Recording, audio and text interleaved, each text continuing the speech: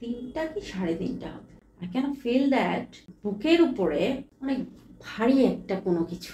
আমি যখন জাস্ট মাথাটা নাড়া দিয়ে তাকালাম, ডিম লাইট তো, দেখলাম আমার হাত দুটো বাঁধা। লাইলনের যে মোটা রশিগুলো থাকে না, পা বাঁধা, এবং গলায়, আপনি আমার গলার এখানে কয়েকটা দাগ হ্যাঁ দেখতে হ্যাঁ, কালো পাচ্ছেন? কালো দাগ, হ্যাঁ। ফাঁসির লক যেভাবে দেয় ফ্যানে ঝুলতে গেলে, সেই লক দেওয়া রশি আমার গলায়, ওই রশিটা তার হাতে ধরা।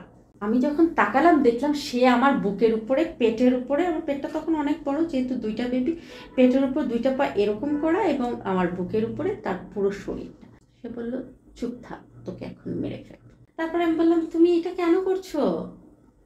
বলল, কোনো কথা বলিস না, আমি তোকে মেরে ফেলবো। অনেক রিকোয়েস্টের পরে সে গলার ওই রশি ধরে আমার মুখের মধ্যে হাত দিয়ে চেপে ধরে সে আমার পেট থেকে নেমে গেল এবং বললো যে তুই কিন্তু লড়াচড়া করবি না। আমি বললাম, না আমি কিচ্ছু করবো না, তুমি আমাকে মেরে ফেলো, কিন্তু মারার আগে বাচ্চাগুলোকে কষ্ট দিও না, আমাকেই মারো। আপনি তো সরকারের সর্বোচ্চ পর্যায়ে চাকরি করেন এবং actually top of the top. তারপরেও আপনার চোখ ভেজা, বুকের উপরে পাথর সমান নিঃশ্বাস, মনে হচ্ছে না ঘুম, বিষণ্ণতায় চোখের নিচে কালি পড়তেছে। What happen? আসলে আমি সরকারের সবচেয়ে উপরস্থ পর্যায়ে জব করার পরেও, অ্যান্ড আমি মনে করব যে আমি খুব ভালো একটা ফ্যামিলি থেকে উঠে এসেছি এবং সচ্ছল একটা ফ্যামিলি থেকে উঠে এসেছি। দেন এত সচ্ছল এবং এত ভালো একটা পর্যায় থেকেও যে আমার ভেতরে এত বড় একটা কষ্ট, সেটা আসলে আমি যদি না বলতে আসতাম এখানে, তাহলে আমি আসলে বুকের মধ্যে যে বিশাল একটা পাহাড় সমান বয়ে বেড়াচ্ছি, এটা আসলে বয়ে বেড়াতে হতো আজীবন। তো আমার মনে হচ্ছিল যে না, আমাকে আসলে আম আমার কথাগুলো বলা উচিত। আর কতদিন আমি আসলে এইভাবে আম বুকের মধ্যে একটা বিশাল বড় পাথর নিয়ে চলাফেরা করব। আমার মনে হয় যে আমি এখানে বললে আমার কথাগুলো আদার্স সবাই যদি শুনে, তখন মনে হবে যে না, আমার একটু হলেও হালকা লাগবে। এর জন্যই আমার আশা। শুরু থেকে বলেন। একদম শুরু থেকে যদি বলতে চাই, তাহলে একদম ছেলেবেলা থেকে শুরু করতে হবে। যেমন আম আ আমার জন্ম থেকেই শুরু করতে হবে। যদিও এগুলো আমার মায়ের বলা কথা আমি শুনেছি, শুরু থেকেই আমি শুরু করছি। সেটা হচ্ছে, আ আমার বাবা একজন সরকারি চাকরিজীবী ছিলেন। তো উম সরকারি চাকরিজীবী থাকার কারণে আমার বাবা গণভবনে ছিলেন। আ সেটা ৯০ এর কথা বলছি আমি। তো আ আমি যখন আমার মায়ের পেটে, গর্ভে ছিলাম, তখন বাবার হঠাৎ গণভবন থেকে পোস্টিং হয়ে গেল। পোস্টিং হয়ে কোনো একটা জায়গায় আমার বাবার গভর্নমেন্ট ভাবে পোস্টিং হলো। তো ওখানে যাওয়ার পরে আমার আম জন্ম হয়। আ মানে ওই জায়গাটাতেই আমার জন্ম হয়। খুব স্বনামধন্য একটা এরিয়া, স্বনামধন্য একটা জায়গায় আমার জন্ম হলো। তো আমার জন্ম হলো, আমি খুব কালো হয়েছিলাম। যদিও এখনো আমি খুব কালো, কিন্তু আম আমার জন্ম হয় আমি খুব কালো, কিন্তু আমার মা ছিল খুবই সুন্দরী। হুম। আমার বাবা ছিল কালো। আ মানে আমাকে এখন যা দেখছেন, আমি আমার বাবার একটা ডুপ্লিকেট বলা যায়। হ্যাঁ? ওকে। তো আম বাপের মতো হইলে মেয়েরা নাকি অনেক লাকি হয়। আসলে আমার কাছে কথাটা একদমই ভিত্তিহীন। হ্যাঁ? আমার মনে হয় না, হয় না। সবার বেলায় মনে হয় এটা হয় না। হ্যাঁ? আমার বেলায় তো হয়নি। সো আ বাবা আ কালো ছিলেন, গায়ের রং আমার মতো ছিলেন। তো আমি জন্ম হওয়ার পরে আমার বাবা খুব হ্যাপি হুম। যে আমার মতো একটা সন্তান হয়েছে আমার। বাবারা সচরাচর হ্যাপি হয়। তো তারপরে মা খুব বাবাকে খোঁচাতো যে, "হ্যাঁ, একটা কালো মেয়ে হয়েছে। কি একটা ঢং মেয়েকে নিয়ে।" মা দুষ্টুমি করত। হুম। যদিও মাও আমাকে প্রচন্ড ভালোবাসত। তো বাবা মাকে বলে, "এই শোনো, আমার মেয়ে নিয়ে আরেকবার যদি বাজে কথা বলো কিংবা আমার মেয়েকে কালো-টালো বলো, তাহলে তুমি তোমার বাবার বাড়ি চলে যেও। আমি আমার মেয়ে নিয়েই থাকবো।" ফাইন। এরকম করতে, করতেই আমার ওই এরিয়াটাতেই আমার বড় হওয়া। বড় হওয়া বলতে আমার জন্মের পর থেকে ১ মাস ২ মাস এরকম বড় হওয়া। দেন আম আ এরকম সময় কাটতে থাকে। হঠাৎ করে আমার যখন ১ বছর বয়স, তখন আমার বাবার লিভার সিরোসিস ধরা পড়ে। হ্যাঁ? হুম। তো আমার বাবার লিভার সিরোসিস ধরার পরে আ আমার মা বাবাকে নিয়ে বাংলাদেশের সর্বোচ্চ যত চিকিৎসা ছিল সব ট্রাই করেন। হুম। ট্রাই করার পরে আহ, আসলে সৃষ্টিকর্তা হয়তো বা আমার বাবা মারা যায় 35 বছর বয়সে।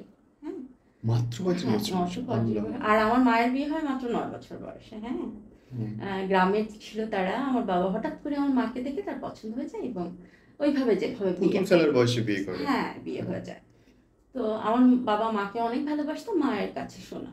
আর তাহলে লিভার সিরোসিস হয়ে গেল বাবার, এবং আমার 1.5 বছর বয়সে আমার বাবা মারা গেল। হুম। শুরু হলো আমার মায়ের যুদ্ধ আমাকে নিয়ে। আমি তো তখন একদমই ছোট্ট একটা বাবু, 1.5 বছর বয়স। আহ, আমার মামা ছিলেন, আমার 2 চাচা ছিলেন। তো আমার মজার কথা, আমার বাবা মারা যাওয়ার পরপরই আমার মানে বাবার ইমিডিয়েট ছোট যে চাচা, সেই চাচা শুরু করলো আমি তোমাকে বিয়ে করবো, মানে আমার হুম। মাকে বিয়ে করবো। হুম। তো আমার মা বললো, আমার মা তাকে তুই করে বলতো। হুম। তা আমার মা নাকি বলতো যে তোর মুসলমানই করাইলাম আমি, তো তোকে ধরে তুই এখন আমাকে বিয়ে করবি, এটা কেমন কথা বললি তুই। হুম। তো আমার চাচা মাকে খুব জ্বালানো শুরু করে, না আমি তোমাকে বিয়ে করবো বিয়ে করবো হ্যান ত্যান। তো আম্মা তো আসলে বিয়ে করবে না। তো আহ, আমি একটু শর্টলি বলি, এরকম মামারা ফাইন্যান্সিয়াল হেল্প, মানে আমার বাবা মারা যাওয়ার আগে চিকিৎসার জন্য আমাদের যত সব শেষ হয়ে যায়। সব শেষ হয়ে যায়। এবং আর এইটুকু বয়স পেয়েছে, মাত্র 35 হ্যাঁ, বছর এবং বয়স। বাসার যে ফার্নিচার ছিল হ্যাঁ। সেগুলো সেল করে আমার বাবার ট্রিটমেন্ট করতে হয়। হ্যাঁ। তো মা তো খুব হতদস্ত, এবং তখন আমরা একটা গভর্নমেন্ট কোয়ার্টারে আছি। হ্যাঁ, জি।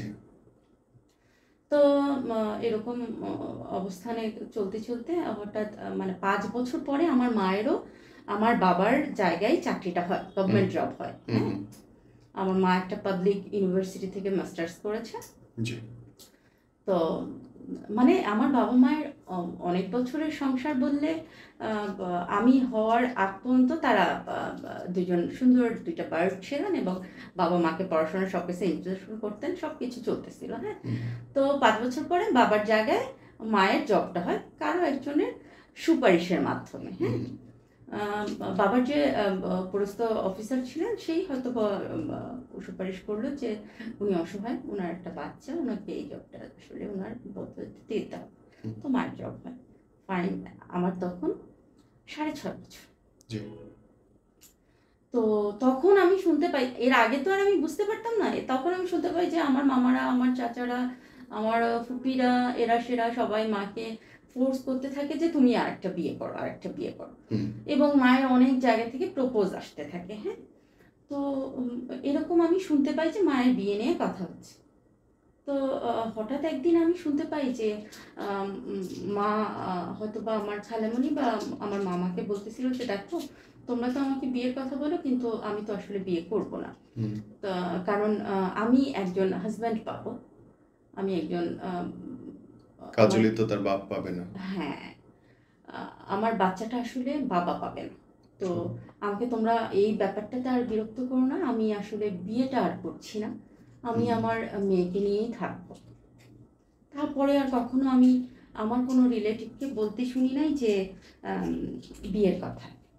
চললো, আমাকে স্কুলে ভর্তি করলো, ওই গভর্নমেন্ট এরিয়াতে গভর্নমেন্ট স্কুল। হ্যাঁ, ভর্তি করলো আমার স্কুল। আমি স্কুলে যেতাম একা, মানে এরিয়ার মধ্যেই তো স্কুলটা, quarter, school, hospital, as usual যা কিছু সব কিছু একটা এরিয়ার মধ্যে। তো আমি স্কুলে যেতাম একা, স্কুল থেকে আসতাম একা। আমি দেখতাম অনেকের মা, অনেকের বাবা স্কুলে নিয়ে যেত, নিয়ে আসতো, কিন্তু মা আমাকে এমনভাবে লেসন দিচ্ছিল যে বাবু, আম, তুমি এবং আমি হচ্ছে একটা জগৎ।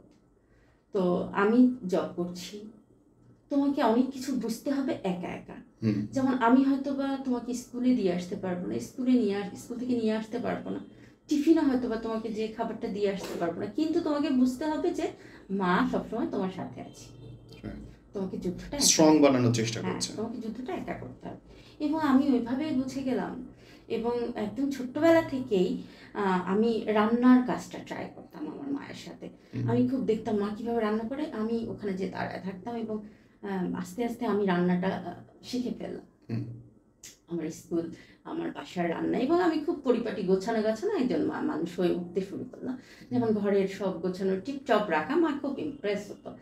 এবং একদিন রান্না করলাম, মা দুপুর লাঞ্চে আসলো, এসে বললো যে চমৎকার হয়েছে রান্নাটা, আসলেই চমৎকার হয়েছিল এবং আমিও ট্রাই করেছিলাম। তো এভাবে চললো আমার স্কুল অ্যান্ড বড় হতে শুরু করলাম। তো এখন যদি আপনি আমাকে বলেন যে আপনার স্কুল লাইফের কোনো বন্ধু বান্ধবী, না হয়নি ওভাবে। স্কুলে হয়তো বা সহপাঠী হয়েছে, বন্ধু। সহপাঠী, হ্যালো হাই এই পর্যন্ত, পড়াশোনা বা জানা নেয়া এই পর্যন্তই হচ্ছে সহপাঠী। তো আমার ম্যাট্রিক পরীক্ষা 2005, তো আমার জন্ম হচ্ছে 1991। হুম।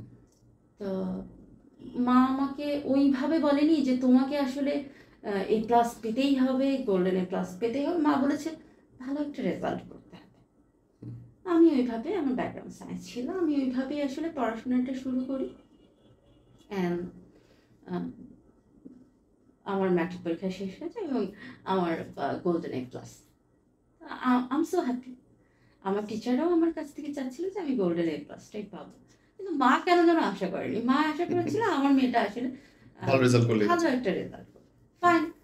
তারপর আমাকে ক্যান পাবলিক কলেজে ভর্তি করা হলো একটা এরিয়াতে। হ্যাঁ, তো প্রথম দিন কলেজে যে আমার মনে হলো যে আমি একটা জেলখানায় ঢুকে গেলাম। হ্যাঁ, ক্যান পাবলিক এত কড়া শাসন, এত মানে সব কিছু একদম টিপটপ স্ট্রেট ফরওয়ার্ড। তো আমার মনে হতো যে ক্যান্টনমেন্ট, তখন এরিয়া থেকে বাইরে আমি বের হয়ে গেলাম, মানে কোয়ার্টারে আছি কিন্তু আমি এরিয়া থেকে বাইরে হয়ে আমাকে কলেজে যেতে হয় কলেজের গাড়িতে। তারপর সকাল 7টার দিকে এসে মেইন গেটে দাঁড়ায় থাকতে হয় গাড়ির জন্য, লাফ দিয়ে উঠতে হয়, লাফ দিয়ে নামতে হয়, 8টার মধ্যে ক্লাসরুমে থাকতে হয়, না হয় প্রিন্সিপাল এসে গেটের বাইরে দাঁড় করে রাখবে এবং তার গার্জিয়ানকে ডাক দিবে যে আপনার মেয়ে 1 মিনিট কি 2 মিনিট দেরি করেছে, এসে নিয়ে যান। হ্যাঁ, এবং আমার সাথে এরকম একটা ঘটনাও ঘটেছে। একদিন 1 মিনিট লেট হয়েছিল, আমাকে বাইরে দাঁড় করে রেখেছে। ফাইন। তো এরকম করতে করতে আমার কলেজটাও শেষ হয়ে যাচ্ছে, কিন্তু হ্যাঁ এর মধ্যেও আমার কোনো বন্ধু হলো না। আচ্ছা। কেন হলো না? কারণ আমার মতো আমার সবচেয়ে ভালো বন্ধু হচ্ছে আমার মা। এই মা ছাড়া কোনো বন্ধু অসম্ভব, ভাবতেই পারতাম না। আমাকে যদি ফ্রেন্ডরা বলতো আচ্ছা কাজলি তুমি তো খুব ভালো গান করো, আসো আমাদের সাথে তোমার গান শুনবো এসে, আমি ভাবতাম না আমার শ্রোতা শুধু আমার মা, অন্য কাউকে আমি শোনাবো না, এরকম একটা চিন্তা ভাবনা। পুরো জগৎটা আমার মায়ের কেন্দ্রিক হয়ে গেল। তো আমার ইন্টার কমপ্লিট হয়ে গেল। এর মধ্যে ইন্টারে গিয়ে তো প্রেম হয় মানুষের, প্রেম না, আমার আসলে এত দুর্ভাগ্য, আমার জন্য আসলে প্রেম আসলো না। মানে প্রপোজ আসে না এটা কিন্তু মিথ্যা কথা, প্রপোজ কিন্তু এসেছে, কিন্তু আমার মধ্যে মনে হতো কি প্রেম এটা আবার কি জিনিস, এই সময় নষ্ট হবে, পড়াশোনা করবো, মায়ের সাথে গল্প করবো, এইগুলো করলেই হয়তো বা সময় চলে যাবে। এমন করতে করতে আমার ইন্টার কমপ্লিট হয়ে গেল এবং ইন্টারে আমি গোল্ডেন এ প্লাস পেলাম আলহামদুলিল্লাহ। এখন ইউনিভার্সিটি ভর্তি হওয়ার জন্য ফর্ম, পড়াশোনা খুব, মানে আমার মনে হচ্ছিল আমি এবার বাসা থেকে যেতে পারবো কোথাও, ইউনিভার্সিটি ভর্তি হবো মানে হলে থাকবো, বিন্দাস জীবনযাপন। হ্যাঁ, এরকম আমার তখন ফিল হচ্ছিল। তো ঢাকা ইউনিভার্সিটি আমি বাংলায় চান্স পেলাম। হ্যাঁ, তো মা বললো যে ঠিক আছে আর একটা ইউনিভার্সিটি ট্রাই করো। আমি কেন আম্মু, আমি তো বাংলায় চান্স পেয়েছি, তোমার কি বাংলা পছন্দ? বললো না অবশ্যই আমার পছন্দ, কিন্তু তুমি আর একটা ট্রাই করো। তো তখন আমি যাই না ওই ইউনিভার্সিটিতে, ইংলিশের একটা ফর্ম পেলাম, মায়ের সাথে একটু তখন কি বলে বাটপাড়ি করলো, বুঝলাম মা দেখো আমি এটাতেই চান্স পাবো, কোনো টেনশন নেই, কিন্তু আমার কিন্তু চিন্তা ভাবনা ছিল না যে আমি চান্স পাবো। তো ফর্ম কেনা হলো এবং হ্যাঁ আমি চান্স পেলাম। এখন মা বলতেছে তুমি এখানেই ভর্তি হও যেখানে আমি চান্স পেলাম। তো আমি বললাম কেন ঢাকা ইউনিভার্সিটি না? কেন? বলে ঢাকা ইউনিভার্সিটি আসলে তোমাকে হলে থাকতে হবে, তুমি বাসা থেকে যাবে, মার কাছ থেকে দূরত্ব হয়ে যাবে, কষ্ট হয়ে যাবে, তুমি এখানেই ভর্তি হও অ্যান্ড এখান থেকে তুমি বাসা থেকে যেতে পারবে। আসলে ইট ওয়াজ গুড। তখন আমি ভাবলাম যে আমার আশা ভরসা সব ভেস্তে চলে গেছে, আমাকে হলে থাকা হবে না। তো মাকে, আমি ভর্তি হলাম ফার্স্ট ইয়ার, মানে প্রথম ক্লাস, প্রথম র্যাক ডে আমার, মানে আমাকে র্যাক দিল বড় আপুরা। তো বড় আপুরা আমাকে ডাকলো, এই শোনো। আমি বললাম যে হ্যাঁ আপু বলেন। বললো যে দেখো ক্যাম্পাসে ওই যে মানে স্মৃতিসৌধের ওই জায়গাটায় একটা ভাইয়া বসে আছে তোমার সিনিয়র, ওনাকে যে আই লাভ ইউ বলে আসবে। আমি তো আকাশ থেকে বললাম কি ব্যাপার, আমি কিভাবে বলবো আই লাভ ইউ, আমি তাকে চিনি না জানি না। তো আমি কি করলাম, আমার ক্যাম্পাস পুরাটা 1 ঘন্টা ঘুরলাম পায়ে হেঁটে, ঘুরে পুরে আমি সেই শহীদ বেদিতে গিয়ে আমি বললাম যে আচ্ছা আপনি কি সেই ভাইয়া? বলে যে হ্যাঁ। তুমি কি কাজলি? আমি বললাম যে হ্যাঁ।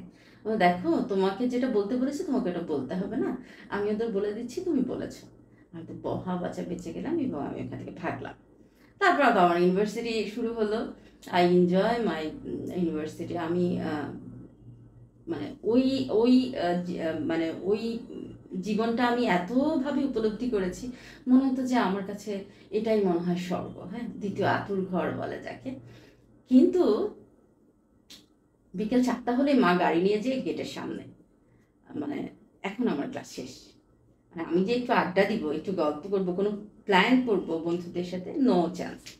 চলো, হ্যাঁ চলে যেতাম। তো মাঝে মধ্যে আমার ফ্রেন্ডরা আমাকে প্রশ্ন করতে, আচ্ছা তোর মা কি খুব দাঁড়ছে, এই 4টা বাজে চলে আসে? আমি বললাম, না মা এখন দাঁড়ছে না, মা তো আসলে অফিস থেকে আসে, তখন হচ্ছে মায়ের একা লাগে বাসায়, এর জন্যই আমাকে নিয়ে যায়। এই ভুং ভাং বুঝিয়ে শেষ করতাম। অ্যান্ড মজার কথা হচ্ছে আমাকে আমার মা স্টাডি ট্যুরেও যেতে দেয়, হ্যাঁ, কারণ সে একা যাবে, আমাকে যেতে দিবে না। Oh my God. তো ওটা বাদ দিলাম, গেলাম না। এরকম করতে করতে আমার অনার্স কমপ্লিট হয়ে গেল। ওই যে বড় ভাই যাকে ভালোবাসি বলতে বলেছিল, উনি করলো কি 1 বছর 1.5 বছরের মাথায় উনি আমাকে প্রপোজ করলো, হ্যাঁ। ইন্টারেস্টিং, মানে হ্যাঁ, যাকে র্যাক দেওয়ার কথা সে উল্টো হ্যাঁ, ভালোবাসা দিয়ে বসলো। হ্যাঁ। তো আমি খুব আহাম্মকের মতো বললাম, ভাইয়া আমি তো আসলে ভালোবাসাটা আসার প্রতি জড়াবো না, তো আপনাকে এমনি আমার ভালো লাগে, আপনি বড় ভাই বলে যেটা কোনো কথা, বড় ভাই তো বড় ভাইয়ের জায়গায়, প্রেমিক প্রেমিকের জায়গায়। আমি ভাই আমি একটু ভেবে দেখবো, হ্যাঁ। তো ওনাকে এরকম চাংপং দিয়ে রাখলাম। আর আমাদের যে ব্যাচটা ছিল, আমরা ছিলাম খুবই দুষ্টু প্রকৃতির ব্যাচ, এবং আমাদের দেখলে আমাদের ইউনিভার্সিটি এরা বলতো যে ওই যে আসতেছে। আমাদের একটা গ্রুপ ছিল, হ্যাঁ, খুব দুষ্টু। আর তখন আমি সবাইকে গান শোনাতাম, তখন আমার গান শোনাতে ভালো লাগতো, এবং আমার শ্রোতা ছিল অনেক, মানে আমার ব্যাচমেট যারা ভাইয়েরাও। আমাদের মুক্ত মঞ্চেও আমি মাঝে মাঝে প্রোগ্রাম করতাম, নাচ গান আবৃত্তি, এই চললো। অনার্স শেষ, এবার মাস্টার্স তো শেষ হয়ে যাচ্ছে, কিন্তু দুর্ভাগ্যবশত আমার প্রেম আসলো না। প্রপোজ পেলাম, অনেক অনেক প্রপোজ পেলাম, নিজেরা ডোবা হলো না। হ্যাঁ, জুনিয়ররাও প্রপোজ করলো আমাকে শেষমেশ, কিন্তু আসলে হলো না, হ্যাঁ। ওই যে বড় ভাই উনি শেষমেশ কানাডায় চলে গেল, এবং উনি এখন পর্যন্ত কানাডায় আছে এবং এখনো বিয়ে করেনি। উনি এখনো আমাকে মাঝে মধ্যে নক দেয় যে তুমি যদি আসলেই আমাকে ফিল করো, আমাকে একবার নক দিও। আমার আসলে ওনাকে কখনোই নক দেওয়া হয়নি। প্লেটোনিক লাভ পুরা হতে পারে। তো আমার কিন্তু মাস্টার্স শেষ হয়ে গেল, এর মধ্যে আমি আমার মা খুব ভালো আছি, আমাদের একটা জগৎ, আমরা খুব ভালো আছি। তো এখন আমি মাকে বললাম, মা মাস্টার্স তো কমপ্লিট হয়ে গেছে, এখন আমি আজাইরা বসে থাকি, কি করব? আমি একটা ইউনিভার্সিটিতে শিক্ষক হিসেবে জয়েন করি। মা বললো কাছাকাছি, মা আমাকে সিলেক্ট করে দিল কাছাকাছি কোথায় জয়েন করা যায়। শেষমেশ আমি সিটি ইউনিভার্সিটিতে কয়েকটা মাস শুধুমাত্র ইংলিশের লিটারেচার ছিলাম। আমার স্টুডেন্টরা যদি, এবং ব্রিটিশ ইন্টারন্যাশনাল স্কুলেও আমি কয়েকদিন ক্লাস নিয়েছিলাম, মানে আমার স্টুডেন্টরা আমাকে এত বেশি ভালোবাসতো, আমার কেন যেন মনে হতো ওদের ক্লাসে গেলে ওরা শুধু হা করে আমাকেই দেখতো, এবং এত সুন্দর করে আমার লিসেনগুলো নিত, এবং পরের দিন তারা কমপ্লিট করে নিয়ে আসতো সব কিছু, মানে মিস, হ্যাঁ। এবং মনে করতো যে মিস যদি আজকে পড়া না পাই কালকে কথা বলবে না, শুধুমাত্র কথা বলবে না এই ভয়ে কিন্তু তারা পড়াটা করে নিয়ে আসতো, এবং নট অনলি মারধর, তারা ভাবতো যে মিস কথা বলবে। ফাইন, আমার সিটি ইউনিভার্সিটি শেষ হয়ে গেল। কেন শেষ হয়ে গেল? আম্মু বললো বিসিএস এর জন্য ট্রাই কর। ঠিক আছে, আম্মু যা বললো তাই ট্রাই করলাম, এবং ফার্স্ট চান্সেই আমার হয়ে গেল। শুরু হলো চাকরি জীবন। প্রথম পোস্টিং কক্সবাজার। এবার কি হবে? এবার মাকে রেখে আমি যাব, মা আমাকে রেখে থাকবে, এই দোটানার মধ্যে আমি তো খুব কান্নাকাটি। তো মা বললো, বাবু শোনো, তুমি যাও, আমি প্রত্যেক বৃহস্পতিবার রাতে চলে যাবো, বিকেল বেলা চলে যাবো। ওই যে এটা মনে পড়লো কি, নতুন বিয়ে করলে জামাই যদি গ্রামে, মানে বউ গ্রামে থাকে, জামাই থাকে ঢাকা শহরে, বৃহস্পতিবারে অফিস শেষ করে আসে, শনিবার এসে এরকম কাণ্ড হয়ে গেল। একদম একদম। দেন মা আসলে কিন্তু চলে যেত, বৃহস্পতিবার বিকেলে ফ্লাইটে উনি চলে যেত, এবং আমি চাকরি অবস্থায় প্রতিদিন কক্সবাজার থেকে 1 ঘন্টা মাকে ফোন করে কান্নাকাটি করতাম। আমার ভালো লাগতেছে না, আমার কিছুতেই ভালো লাগে না, চাকরি করব না, এটা সেটা, আমাকে বিয়ে দিয়ে দাও মা, আমি চাকরি করব না। মা বলতো যে হ্যাঁ, বিয়ের বয়স হয়েছে ঠিক আছে, কিন্তু চাকরিটা এনজয় করো। বিয়ে দিয়ে আমি চাকরি করবো না। তো এরকম করতে করতে আল্লাহ। মা বৃহস্পতিবারে একদম রান্না টান্না করে বাটি টাটি ভরে নিয়ে হ্যাঁ, চলে যেত। হ্যাঁ। অ্যান্ড মা আমি খুব মজা করতাম। হুম, তো মা আবার রবিবার সকালে ফ্লাইটে চলে আসতো, কারণ ওনার তো অফিস ছিল। হ্যাঁ। এরকম করে করে আমাদের দিন যাচ্ছে। হ্যাঁ, প্রেম তখনও আসে নাই? না, প্রেম আসার কোনো চান্স নাই। তখন মনে তাহলে হচ্ছে কি, কপালটা খারাপ হওয়া শুরু করলো কবে থেকে? হ্যাঁ বলছি এই তো আসছে তো। হুম, প্রেম আসে না, কারণ একটা কথা কি, আমি মনে করি যে প্রেম আসতে হলে বোকা হইতে হয়। না, বোকা তো হতে হবেই। তারপরে হচ্ছে প্রথম দেখাতেই একটা মানুষকে ভালো লাগতে হবে। আমার থিওরিটা এরকম ছিল যে হুম, হুম। একটা মানুষের প্রথম দেখাতেই আমার উইকনেস কাজ করবে এবং তাকেই ভালোবাসতে হবে। সে আমাকে ভালোবাসুক আর না বাসুক, তাকে আমার ভালোবাসতেই হবে। এরকম একটা থিওরি ছিল আমার মধ্যে। হ্যাঁ, তো এরকম করতে করতে করোনা চলে আসলো। হ্যাঁ, প্রথম দেখাই ভালো লাগতো। আমি প্ল্যান মানে বোঝার চেষ্টা করতেছি ব্যাপারটা। হ্যাঁ। প্রথম একটা ক্রাশ খেতে হবে, যে আজকাল কিন্তু ছেলেমেয়েরা বলে না ক্রাশ খুব খায়, খেয়েছি, হ্যান ত্যান হবে। খুব খায়। হ্যাঁ, ওরকম খেতে হবে। হ্যাঁ, তো 2018 সাল চলে আসলো। আমি হ্যাঁ। 16 নভেম্বরে জয়েন করেছি। হুম, তো 18 সাল চলে গেল। আমি তারপরে আমার অন্য কোথাও পোস্টিং হয়ে গেল। তখনও মা এরকম চলে যেত রান্নাবান্না করে, এরকম আমাদের জীবনযাপন চলতেছে। তো 18 সালে আমি যখন কক্সে ছিলাম, তখন ডিসির সাথে আমার একটু ঝামেলা হয়। ডিসি একটু প্রেম নিবেদন করতে চেয়েছিল। হুম, হ্যাঁ, তো যথাযথ কারণবশতই আমার সাথে তার প্রেমটা হলো। হুম। কারণ আমার মনে হতো যে এরকম বুইড়া খাটাসির সাথে আমি প্রেম করি। Oh, I love you, boss. Seriously, I love your wording. আমার এটা মনে হতো যে আসলে বুইড়া খাটাসের জন্য তো আমি আমার নিজেকে রেডি করে নিচ্ছি, এরকম মনে হতো। তো মাঝে মধ্যে আমি ওনাকে বলতামও, যদি খুব কাছাকাছি দাঁড়ানো হতো কোনো একটা সেমিনার প্রোগ্রামে, মাঝে মধ্যে আমি তাকে বলতাম যে আপনি নিজের চেহারাটা একটু নিচে আয়নায় দেখবেন এবং মনে মনে কল্পনা করবেন পাশে হচ্ছে আমি, তাহলে বুঝে যাবেন যে আপনি কতটুকু ড্যাশ ড্যাশ ড্যাশ। তো উনি নীরব থাকতেন। আমার মনে হয় বুড়া খাটাসটা একটু বেশি উইক ছিল আমার প্রতি। আচ্ছা, হোয়াটএভার, বাদ দিলাম। তো যেখানে যেখানে আমি পোস্টিং হয়েছে, এরকম উপরস্থ কর্মকর্তারা আমাকে প্রেম নিবেদন করতে চেয়েছে। তখন আমার শুধুই মনে হচ্ছে যে এইরকম বুড়া ঠিক নো।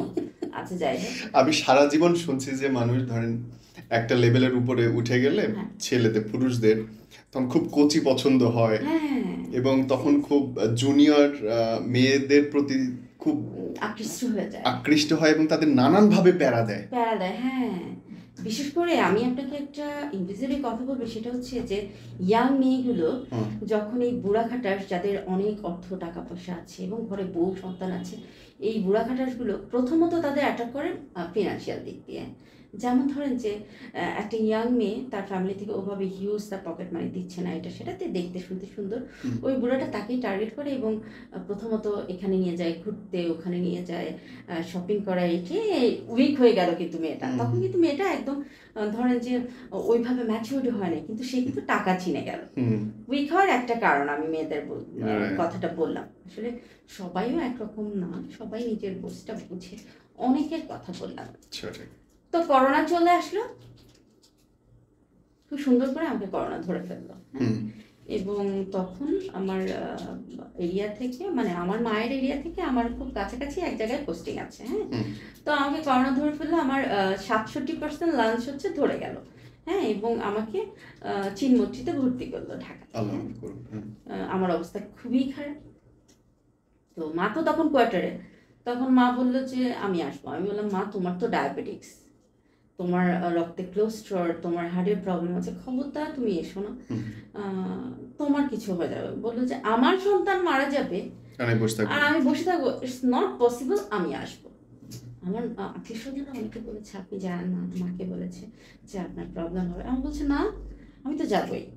তো আমি একটা রাত যখন ওয়ার্ডে ছিলাম চিনমন্ত্রীতে, কি বিভৎস অবস্থা আপনি কল্পনা করতে পারবেন না।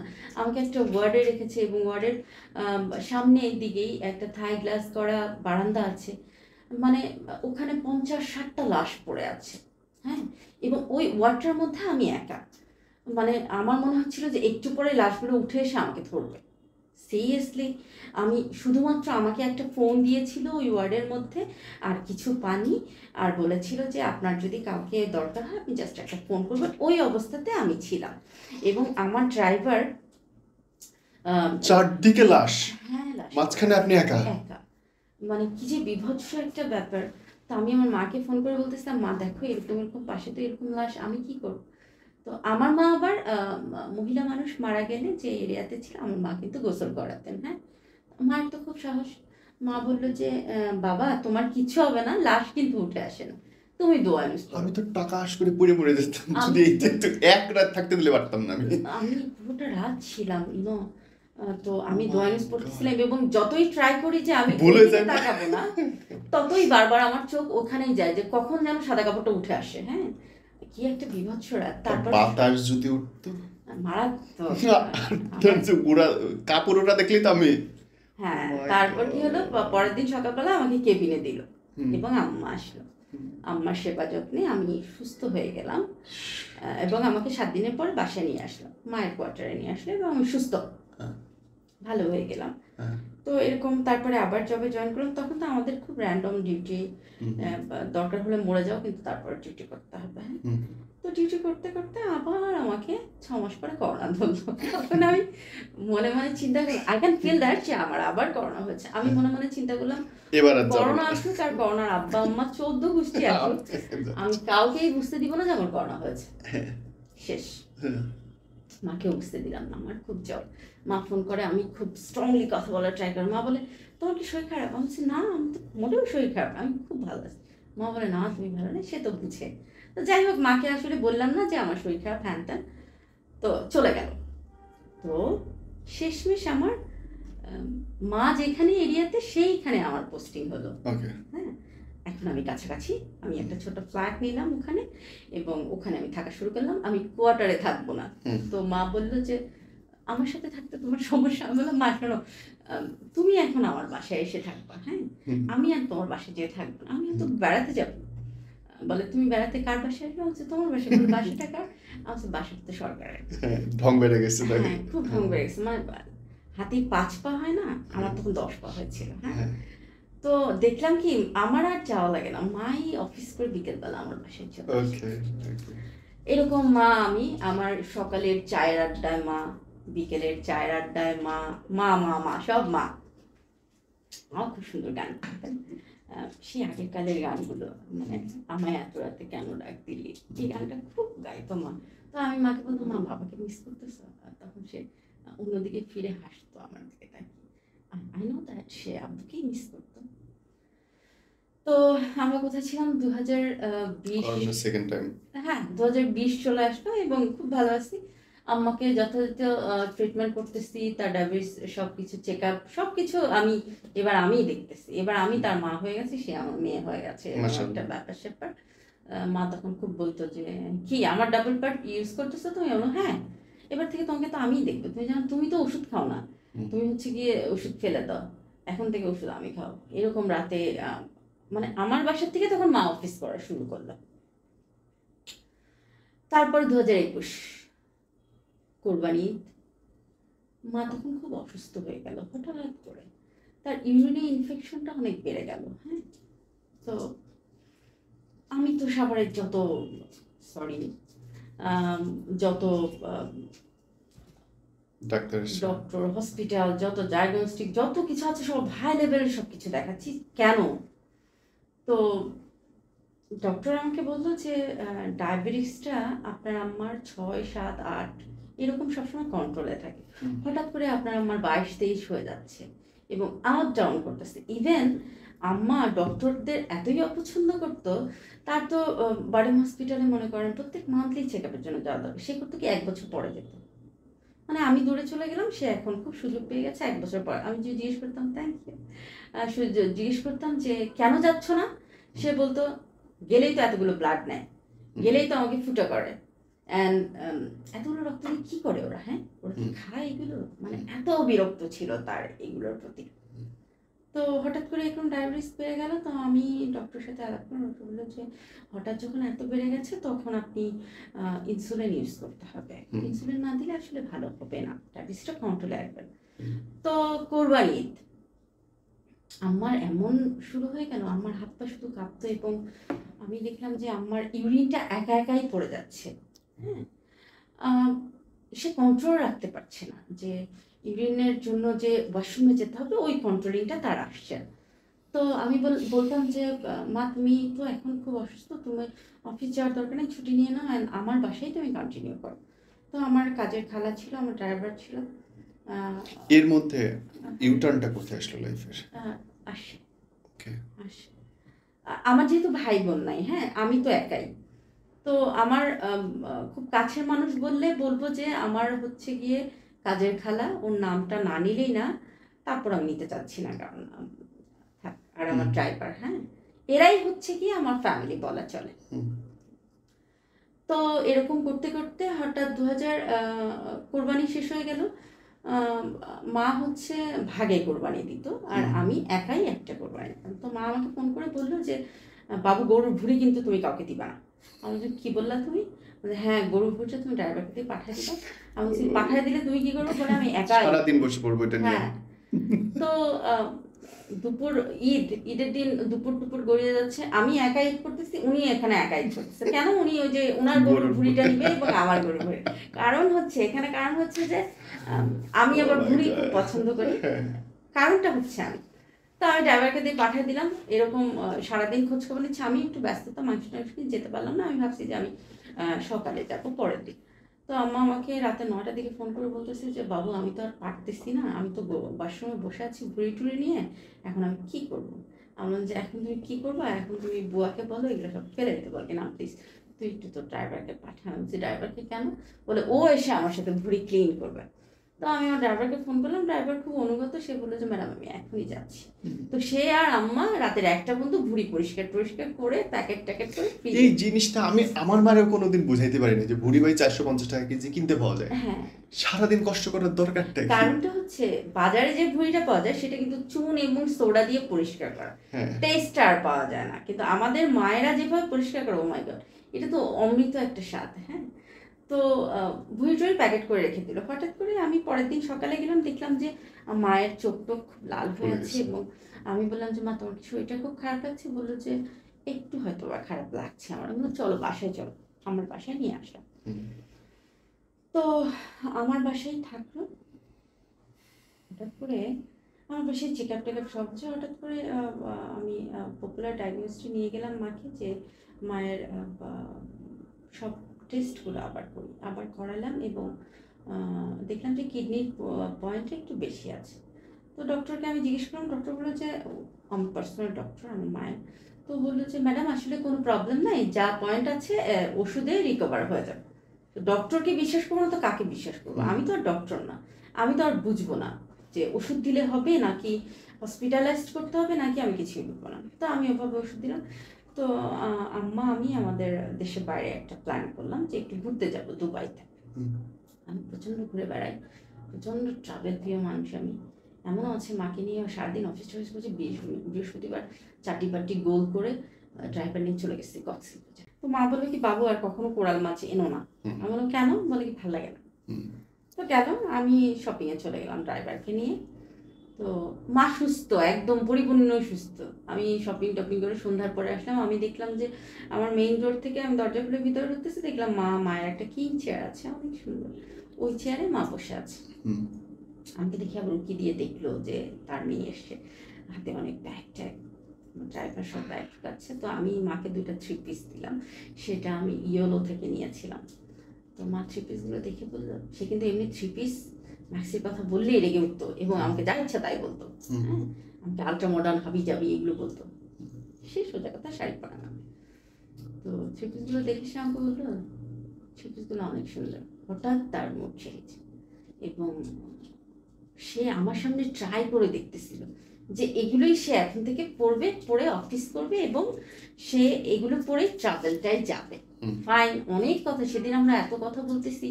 আমি মাকে ইনসুলিন দিলাম, আমি মাকে ওষুধ খাওয়ালাম, রাতে রুটি, সেদিন আর রুটি খেলো না, সেদিন ওটস খেলো। ঘুমের ওষুধ টষুধ সব দিয়ে ঘুমের ওষুধ খাওয়া 10 মিনিটের মাথায় মা বিছানা চলে যায়। সেদিন 11টা, সাড়ে 11টা বেজে মা যে কত গল্প করতেছে আমার সাথে, তা আমি একটু রাগ হয়ে বললাম যে মা, তোমাকে ঘুমের ওষুধ খাইয়েছি, আধা ঘন্টা হয়ে গেছে, তুমি এখনো ঘুমাতে যাও না, কি সমস্যা কি তোমার? বলে কি, আরে ঘুমাইলেই তো ঘুমায় যাব, এত ঘুম ঘুম করিস কেন? আমার যেন কেমন লাগলো কথাটা, এরকম কথা তো কখনো বলে না, ঘুমাইলে ঘুমায় যাব। তো এরকম করতে করতে 12টায় তাকে আমি তার বিছানায় দিয়ে আসলাম। এবং আমার অভ্যাস ছিল রাতের বেলা 2-3 বার আমার মাকে তার রুমে যেয়ে দেখা যে সে ঠিকঠাক আছে কিনা, তার কোলবালিশটা পড়ে গেল কিনা, সে ঠিক আছে কিনা, মশারিতে হাত লাগলো কিনা, মানে ছোট বাচ্চাদের যেভাবে টেক কেয়ার করে ঠিক ওইভাবে মায়ের টেক কেয়ারটা আমি করতাম। ঠিক আছে, শুতে গেল, আমিও শুলাম আমার রুমেই। অ্যান্ড আমার রুম থেকে মায়ের রুমটা শ্যাডোটা দেখা যায়, যে লাইটের শ্যাডোটা দেখা যায়। এবং আমি সেদিন শুয়েছি, আমার একটুও ঘুম আসে না, এবং আমার চোখটাও বন্ধ হয় না। মানে মানুষের ঘুম না আসলেও চোখ বন্ধ করে থাকে না, আমার সেদিন চোখও বন্ধ হয় না। হঠাৎ করে আমি 2টা-2টার দিকে দেখি মায়ের রুমের লাইট অন করা। আমি খুব দ্রুত উঠে গেলাম যে কী ব্যাপার, যে দেখি মা বসে আছে। আমি বলছি কী হয়েছে তোমার? বললো যে বাবা, মনে হয় গ্যাস ফর্ম হয়েছে, আমার না ভালো লাগতেছে না। আমার না, তুমি গ্যাস্ট্রিক ওষুধ তো তোমাকে আমি রাতে দিয়েছিলাম, তারপরেও গ্যাস ফর্ম হলো, তো আমি একটা অ্যান্টাসিড ট্যাবলেট দিলাম, যেটা চাবায় বা চুষে খাও। তো খেলো, বললো যে আচ্ছা যাও তুমি শুয়ে পড়ো, আমি এখন ঠিক আছি। কিন্তু কেমন যেন মায়ের সেই মানে মায়ের চুলগুলো ছিল একদম হাঁটু থেকে নিচে, এত লম্বা চুল ছিল তার, ঘন। সেদিন চুলগুলো ছাড়া, কোনো চুলগুলো ছাড়া থাকবে না, খোপা করবে। কেমন যেন একটা মায়ের অবয়টা লাগছিল আমার কাছে, মাকে কেমন যেন লাগছে। ঠিক আছে, মাকে শুয়ে দিয়ে আবার আসলাম, আবার ঠিক ফজর নামাজ পর আবার দেখি লাইট, আবার আমি উঠে গেছি। আমি তো সারা রাত ঘুমাইনি। দেখি মা নামাজের সেজদা দিচ্ছে, উনি বসে নামাজ পড়ে তো, নামাজের সেজদা দিচ্ছে, নামাজ টামাজ পড়াচ্ছে। বললো বাবা, ওনার শীত লাগতেছে। আমি বললাম শীত লাগতেছে, তাহলে কাঁথা গায়ে দিয়ে দিলাম। বললো প্যান্ট অফ করে দাও। বললাম লাইট? বললো লাইটটা অন থাক। আমি বলছি, মা তুমি তো কখনো লাইট অন করে ঘুমাও না, আজকে লাইট অন কেন করবো? তো আমি আর রুমে গেলাম না, আমি মায়ের পাশে মায়ের রুমেই শুয়ে আছি। দেখলাম মা বড় বড় নিঃশ্বাস নিচ্ছে, কেমন যেন অস্থিরতা করতেছে। ফাইন, 7টা, সাড়ে 7টার দিকে আমি নিজেই উঠে মায়ের ডায়াবেটিসটা চেক করতে, ডায়াবেটিসটা চেক করার সময় দেখলাম একদম কমে গেছে, 4 হয়ে গেছে ডায়াবেটিস। আমি ধুমধাম উঠে তাড়াতাড়ি মায়ের একটা বড় মগ ছিল, মগের মধ্যে 1 মগ চিনি পানি গুলিয়ে নিয়ে আসলাম। মা এটা এক ঠোকেই কেমন যেন খেয়ে ফেললো মা। আমার মনে হয় মা মনে হয় কত মাস পানি খায় না, এমনভাবে পানিটা খেয়ে ফেললো। তো তারপর আমি জাস্ট ওয়েট মাই হেল্পিং হ্যান্ড, আমি ওয়েট করতেছি যে সে আসলেই নাস্তাটা বানিয়ে দিবে এবং মাকে তাড়াতাড়ি খাওয়াবো। কিন্তু না, আমার মনে হলো যে উনি আসতে দেখেও ঠিক আছে, আমি তাড়াতাড়ি ফ্রিজে যেহেতু ফ্রোজেন রুটি ছিল, ভেজে টেজে আমি একটু ডিম পোস্ট করে দিলাম, এর মধ্যে খালা চলে আসছে। তো ডিম পোস্ট করে দিলাম, মাকে বললাম মা তুমি নাস্তাটা খাও। সেদিন আমি ডায়াবেটিসের ওষুধটা আর দিলাম না, কারণ ডায়াবেটিস তো একদমই নাই। বুকের মধ্যেটা ছটফট করতে শুরু করলো। মাকে দিলাম, মা এত সোভার করে ভাত এবং নাস্তা খেত। সেদিন মা জাস্ট রুটি এইভাবে ছিটতেছে, ওইভাবে মুখে দিচ্ছে, গপ গপ করে খেয়ে নিচ্ছে। মা কিন্তু ওইভাবে কখনোই খায় না। এবং আমাকে বললো দে ওষুধ দে। বললাম যে ওষুধ, ডায়াবেটিসের ওষুধ ছাড়া অন্য সব ওষুধ মাকে দিলাম, মা ওই ওষুধটাও হুট করে খেয়ে ফেল, খেয়ে ফেলার, অস্বাভাবিক আচরণ করতেছে। হ্যাঁ একদম অস্বাভাবিক। খেয়ে ফেলার 10 মিনিটের মাথায় মা কেমন যেন বমি করলো, এবং বমি যে করলো তার কিন্তু কোনো খাবার টাবার বের হয়নি, জাস্ট এই ওষুধগুলো বের হয়ে গেল। এইভাবে শনিবার সকাল থেকে শুরু হলো আমার যাত্রা। তো যত সময় যাচ্ছে তত মায়ের শ্বাসকষ্ট হচ্ছে, এটা হচ্ছে। কিন্তু একটা ব্যাপার যেটা, আমার মা একটু ও করলে আমি হসপিটালে দৌড় দিই। সেদিন আমি আর হসপিটালের নামগন্ধ কিছুই নিচ্ছি না, আমি শুধু ডক্টরকে ফোন দিয়েছি, ডক্টর মায়ের তো এরকম এরকম। এবং কয়েকবার উনি বিছানায়, ওনার ইউরিনটা হয়ে গেছে কয়েকবার, এবং আমি সেগুলো মুছতেছি। একবার নিজেই ওয়াশরুমে যেতে নিয়েছে, ফ্লোরেই পড়ে গেল, তো আমিও সেটা মুছতেছি। মা বলতেছে যে আচ্ছা তুই যে আমার এই যে এগুলো মুছতেছিস, তোর ঘৃণা লাগে না? আমি আবার মুচকি হাসলাম, হ্যাঁ কি বলো মা তুমি, এটা ঘৃণা লাগবে মানে? এটা কেমন কথা? বিছানায় কয়েকবার করে দিল, আমি জাস্ট মায়ের পেটিকোট চেঞ্জ করতেছি। শেষমেশ আমি না পেরে মাকে একটা ডায়পার পরাই দিচ্ছি, যে কতক্ষণ আমি কি করব। এদিকে আমার আমার মা খুব মোটাসোটা মানুষ ছিলেন, খুব চওড়া একটা সিনা ছিল তার, আমি পারছি না একা একা। শেষমেশ আমি একটা ডায়পার পরাই দিলাম। তো দুপুর 12:30টার দিকে আমার ছোট খালামণি আসলো, এসে বললো যে আচ্ছা তুই এখনো হসপিটালে নিলি না, কি সমস্যা কি তোর? তখন আপনার মনে তখন হয়েছে? আমার মাথার মধ্যে নাড়াচাড়া দিয়ে আসলে তো আমি কেন হসপিটালে নিচ্ছি না।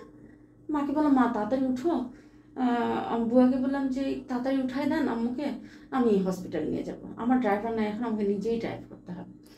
তো মা উঠলো ঠিকই, উঠে আবার বেডরুম থেকে বের হয়ে আমার সামনে একটা লিভিং রুম আছে, ওখানে যে সে সোফার মধ্যে বসে পড়লো। সে বলতেছে আমি তো যাবো না। মা তুমি যাবে না? আমি বলে না আমি যাবো না। বলছি মা চলো একটু চেক আপ করে আসি। হ্যাঁ, তো তার আগে যখন বিছানায় মা শুয়েছিল আমি তখন তার মুখের কাছে কান নিয়ে দেখতেছিলাম যে সে স্পষ্ট তোবা করতেছে, কালেমা পড়তেছে, দোয়া ইউজ করতেছে, সব স্পষ্ট শোনা যাচ্ছে। হ্যাঁ, তারপর জোর টোর করে তাকে লিফট দোতলা থেকে নিচে নামালাম, লিফটে নামালাম। সেই লিফটের হ্যান্ডেলটা জাস্ট ধরে আছে এবং আমার দিকে এভাবে আর চোখে তাকাচ্ছে, মানে আমার উপর খুব রাগ যে কেন তুমি আমাকে হসপিটালে নিচ্ছ। এবার নিয়ে গেলাম, তো ড্রাইভার নাই, মাকে পেছনে বসালাম, খালামণিকে পেছনে, আমি ড্রাইভ করছি। আমি যে ওই চিপা রাস্তাটা দিয়ে উড়া ধরে ড্রাইভ করতেছি, কিভাবে করতেছি আমি আসলে জানি না। আমার কথা হচ্ছে আমাকে হসপিটাল পর্যন্ত যেতে হবে। তো পেছনের সিট থেকে মা আমার সামনের সিটটা ধরে আমাকে বারবার লুকিং গ্লাস দিয়ে দেখতেছে। আমি আবার সামনের গ্লাস থেকে পেছনে মাকে দেখতেছি এবং দেখতেছি মায়ের খুব শ্বাসকষ্ট হচ্ছে। তো আমি সামনের থেকে খুব চিৎকার করে বললাম মা তুমি কিন্তু চোখ বন্ধ করবা না, আমি কিন্তু হসপিটালে যাচ্ছি, না যাওয়া পর্যন্ত তুমি কিন্তু চোখ বন্ধ করবা না। আমার মা বলতেছে, আমার মা কোনো কথা বলতেছে না, আমাকেই শুধু দেখতেছে সে গাড়িতে। তো আমি হসপিটালের সামনে চলে আসলাম এবং হুইল চেয়ার দিয়ে মাকে ইমার্জেন্সিতে নিয়ে গেল। এখন হসপিটাল যেটা আমাদের এরিয়াতে অনেক নামি দামি বড় একটা হসপিটাল, সেখানে সবাই আমাকে দেখে চিনতে পারলো যে ম্যাডাম এবং ম্যাডাম মা। তারা খুব তোড়জোড়, মানে উপরস্থ কেউ থাকলে যেরকম চামচামি এক কথায় বলে ওরকম চামচামি শুরু হয়ে গেল। ইমার্জেন্সিতে নিয়ে গেল, সব কিছু এদিকে ডক্টর ওদিকে ডক্টর, সবাই চেক আপ অ্যাজ ইউজুয়াল সব কিছু। আমাকে কিছুই বলতেছে না, আমি তো মায়ের পাশে আছি। সাথে সাথে কেন লাগলো, কী করলো না করলো, মাকে সিসিইউতে নিয়ে গেল সাথে সাথে। তো সিসিইউতে নিয়ে যাওয়ার আগে মা শুধু আমাকে শেষ কথাটা আমাকে একটা কথাই বললো যে আমি কিন্তু আছি তোমার পাশে। তো আমি মাকে বললাম হ্যাঁ তুমি তো আছোই আমার পাশে, এতটুকু তার শেষ কথা। অ্যান্ড সে তাকে সিসিইউতে নিয়ে গেল। আমিও সিসিইউর ভিতরে, সিসিইউতে সহজে কাউকে ঢুকতে দেয় না, কারণ আর আমাকে কিন্তু বের করতে পারছিল না। একটা সেকেন্ডের জন্য আমি আমার মায়ের পাশে থেকে লড়ছিলাম। তো সিসিইউতে বড় একজন ডক্টর, যাকে বলি আমরা প্রফেসর, উনি আসবে এবং আমাকে বললো যে আপনার মায়ের মেবি লাইফ সাপোর্ট দরকার হবে। আমি তাকে বললাম যে কেন, আমার মায়ের কি হচ্ছে? বললো যে ম্যাম আপনার মায়ের আরো 3 ঘন্টা আগে হার্ট ফেল হয়েছে। তো আমি বললাম যে এখন কি হবে? আমাকে বললো যে অবশ্যই লাইফ সাপোর্ট দেওয়া লাগবে এবং আমরা ট্রাই করছি। তো এর মধ্যে আমি তো আছি মায়ের বেডের পাশে এবং আমার বারবার মনে হচ্ছিল যে পৃথিবীটা শেষ হয়ে যাচ্ছে বা পৃথিবীটা ধ্বংস হয়ে যাচ্ছে। ইয়েস, শুধুমাত্র আমার পৃথিবী। দুপুর 2টায় মাকে সিসিইউতে নিলাম, এরকম তার ডক্টররা আপ্রাণ ট্রাই করতেছে। এবং একটা কথা না বললেই না, সেটা হচ্ছে আমার ফ্রেন্ড ওই হসপিটালের ডক্টর এবং আমি বারবারই ও হসপিটালের মেঝেতে সেন্সেস হয়ে যাচ্ছিলাম। ওরা বলেছে ওরা আমাকে টেনে তুলছে বা সেন্স আসতেছে আবার আমি মায়ের কাছে, এবং আমি দেখতেছি মা ডান পাশ হয়ে তখন অলরেডি এটাকে কি অক্সিজেন বলে, মাক্স অক্সিজেন না, এটাকে ইলেকট্রোলাইজ কোনো একটা অক্সিজেন বলে, যেটা মেশিনের মাধ্যমে অক্সিজেনটা আসতেছে। মা খুব ট্রাই করতেছে ওটা দিয়েই তার নিঃশ্বাসটা নেওয়ার জন্য ভেতরে, কিন্তু আসলে মা খুব ব্যর্থ হয়ে যাচ্ছে, তখন পারছে না, কষ্ট হচ্ছে মায়ের। তো এরকম বিকাল আমার আত্মীয় স্বজন এই সেই আসতেছে, তারা বারবার সিসিইউতে যেয়ে আমার মায়ের পা ধরে ডাকতেছে, হাত ধরে ডাকতেছে। আমার মা কারোর দিকে তাকায় না, সে চোখ বন্ধ করেছে তো করেছে, কারোর দিকে তাকায় না, সে ট্রাই করছে তার অক্সিজেনটা ভেতরে নেওয়ার জন্য। তো সন্ধ্যা 6টা 6:30টার দিকে আমি নিজেই ডাকতেছি মা মা মা, 3 বার করে জোরে জোরে চিৎকার করে রাখছে, ওখানে জোরে চিৎকার করার কোনো পসিবিলিটি নাই। আমি চিৎকার করে রাখতেছি যে মা মা মা মা, 3বারই ডান পাশ থেকে ফিরে বাম পাশে, আমি বাম পাশে আমার দিকে বলতেছে হ্যাঁ হ্যাঁ হ্যাঁ, ওই শেষ। এবং গলার চেইনটা, মায়ের কানের দুলটা খোলার সময় মা আরেকবার আমার দিকে তাকিয়েছে। ওনার চেইন এবং জিনিসের, কানে জিনিসে কেউ হাত দিতে পারতো না, উনি তখন তাকিয়েছে। আমরা মা তো চেইন খুলে নিচ্ছি, আবার চোখ বন্ধ। রাত 9টায় হচ্ছে তাকে লাইফ সাপোর্টে নিয়ে যাবে, বংশী দিতে হবে আমাকে। আমি তো বংশী দিব না, আমি বলছি না, আমার মাকে কোনো লাইফ সাপোর্ট টাপোর্ট কিছু দিতে দিব না। আমার মা যদি বেঁচে থাকে বাঁচবে, না হয় পৃথিবী থেকে চলে গেলে যাবে। আমি ডিক্লেয়ার যে আমি লাইফ সাপোর্ট দিব না। কে বা কারা আমার আত্মীয় হবে সে লাইফ সাপোর্ট দিয়ে দিয়েছে, সরি বংশই দিয়ে দিয়েছে। তখন মাকে লাইফ সাপোর্ট ওটিতে নিয়ে যাবে। আমি তো ফোল্ড করা বেড, তো আমি তো মাকে ধরেই রেখেছি, পাজা করে ধরে রাখে যেভাবে সেভাবে ধরে রেখেছি। তো ওটিতে ঢুকানোর 1 মিনিট আগে মা আমার বুকের, ঠিক এই বুকের মাঝখানেই মাথাটা রেখে 3-4 বার নিঃশ্বাস নিল, শেষ। আমার মা কিন্তু মারা গেছে, ঠিক আছে? আমার মা পৃথিবী থেকে চলে গেল। তারপরে ওরা আমার মাকে কেটে ছিঁড়ে যা ইচ্ছা তাই করে নল টল দিয়ে, দেখেন আমি এরকম একটা অপ্রস্ত জায়গায় থেকেও আমাকে কিন্তু কোনো হসপিটাল ডক্টর ভয় করে। তারা আমার মাকে কেটে ছিঁড়ে ওই মৃত মানুষটাকে লাইফ সাপোর্ট দিয়ে বেডে রেখে দিল, এবং আমি নির্বাক। তখন মনে হয় আমার আসলে জ্ঞান নেই, আমি কিন্তু জানি আমার মা মারা গেছে, কিন্তু আমি যে বলবো যে মার এগুলো খুলে ফেলো, মাকে দিয়ে দাও, নিয়ে যাব, কিছুই না। আমি জাস্ট একটা মূর্তি যেমন থাকে ওই রকম মূর্তির মতো আমি বসে রইলাম। ভোর 6টায় আমি যখন আমার মনে হলো যে আমি বসে আছি কেন, তখন আমি আমার ফ্রেন্ডকে বললাম যে বন্ধু তুমি এগুলো খুলে ফেলো, বা তুই এগুলো খুলে ফেল, আমি মাকে নিয়ে যাও। আমার হাত দুটো ধরে বললো ধৈর্য ধরা। বলছি প্লিজ আমাকে আর মিথ্যা সান্ত্বনা দেওয়ার কোনো প্রয়োজন নাই, আমি আর কোনো মিথ্যা সান্ত্বনা চাই না। তখন মায়ের সব কিছু খুলে দিল, এবং মা যেহেতু গভর্নমেন্ট কর্মকর্তা ছিলেন, 6 মিনিটের মাথায় অ্যাম্বুলেন্স চলে আসতো, সেই গভর্নমেন্ট অ্যাম্বুলেন্স সব কিছু। আমার মা কখনো আমাকে ছাড়া কোনো গাড়িতে উঠতেন না, গাড়িতে উঠলেও সে আমার হাতটা ধরে রাখতেন। সেদিন আমার মা ওই অ্যাম্বুলেন্সে একাই চলে গেছে, এবং আমি পেছনে বলতে আমি পেছনের গাড়িতে, আমার গাড়িতে, অ্যান্ড আমার মা হচ্ছে কি অ্যাম্বুলেন্সে সামনে। তো আমি গাড়ির পেছন দিক দিয়ে, মানে জানলার দিক দিয়ে চিৎকার করে বলতেছিলাম, আজকে আমাকে রেখে একা কেন যাচ্ছ? আমাকে ছাড়া তো তুমি গাড়িতে উঠো না, তাইলে আমাকে রেখে এত দ্রুত চলে যাচ্ছ কিভাবে? তো মা চলে গেল আমাকে রেখে, মায়ের গোসল হয়ে গেল, দাফন হয়ে গেল। আন্টিরা আমাকে বলেছিল যে একটু পানি তোমার মায়ের গায়ে ঢালো। আমি মায়ের নিস্তেজ দেহটা একটু পানি ঢালতে গিয়ে আমি আবার পড়ে গেছি। আমি আসলে শেষ গোসলের পানিটা আমার মাকে দিতে পারি নাই। অ্যান্ড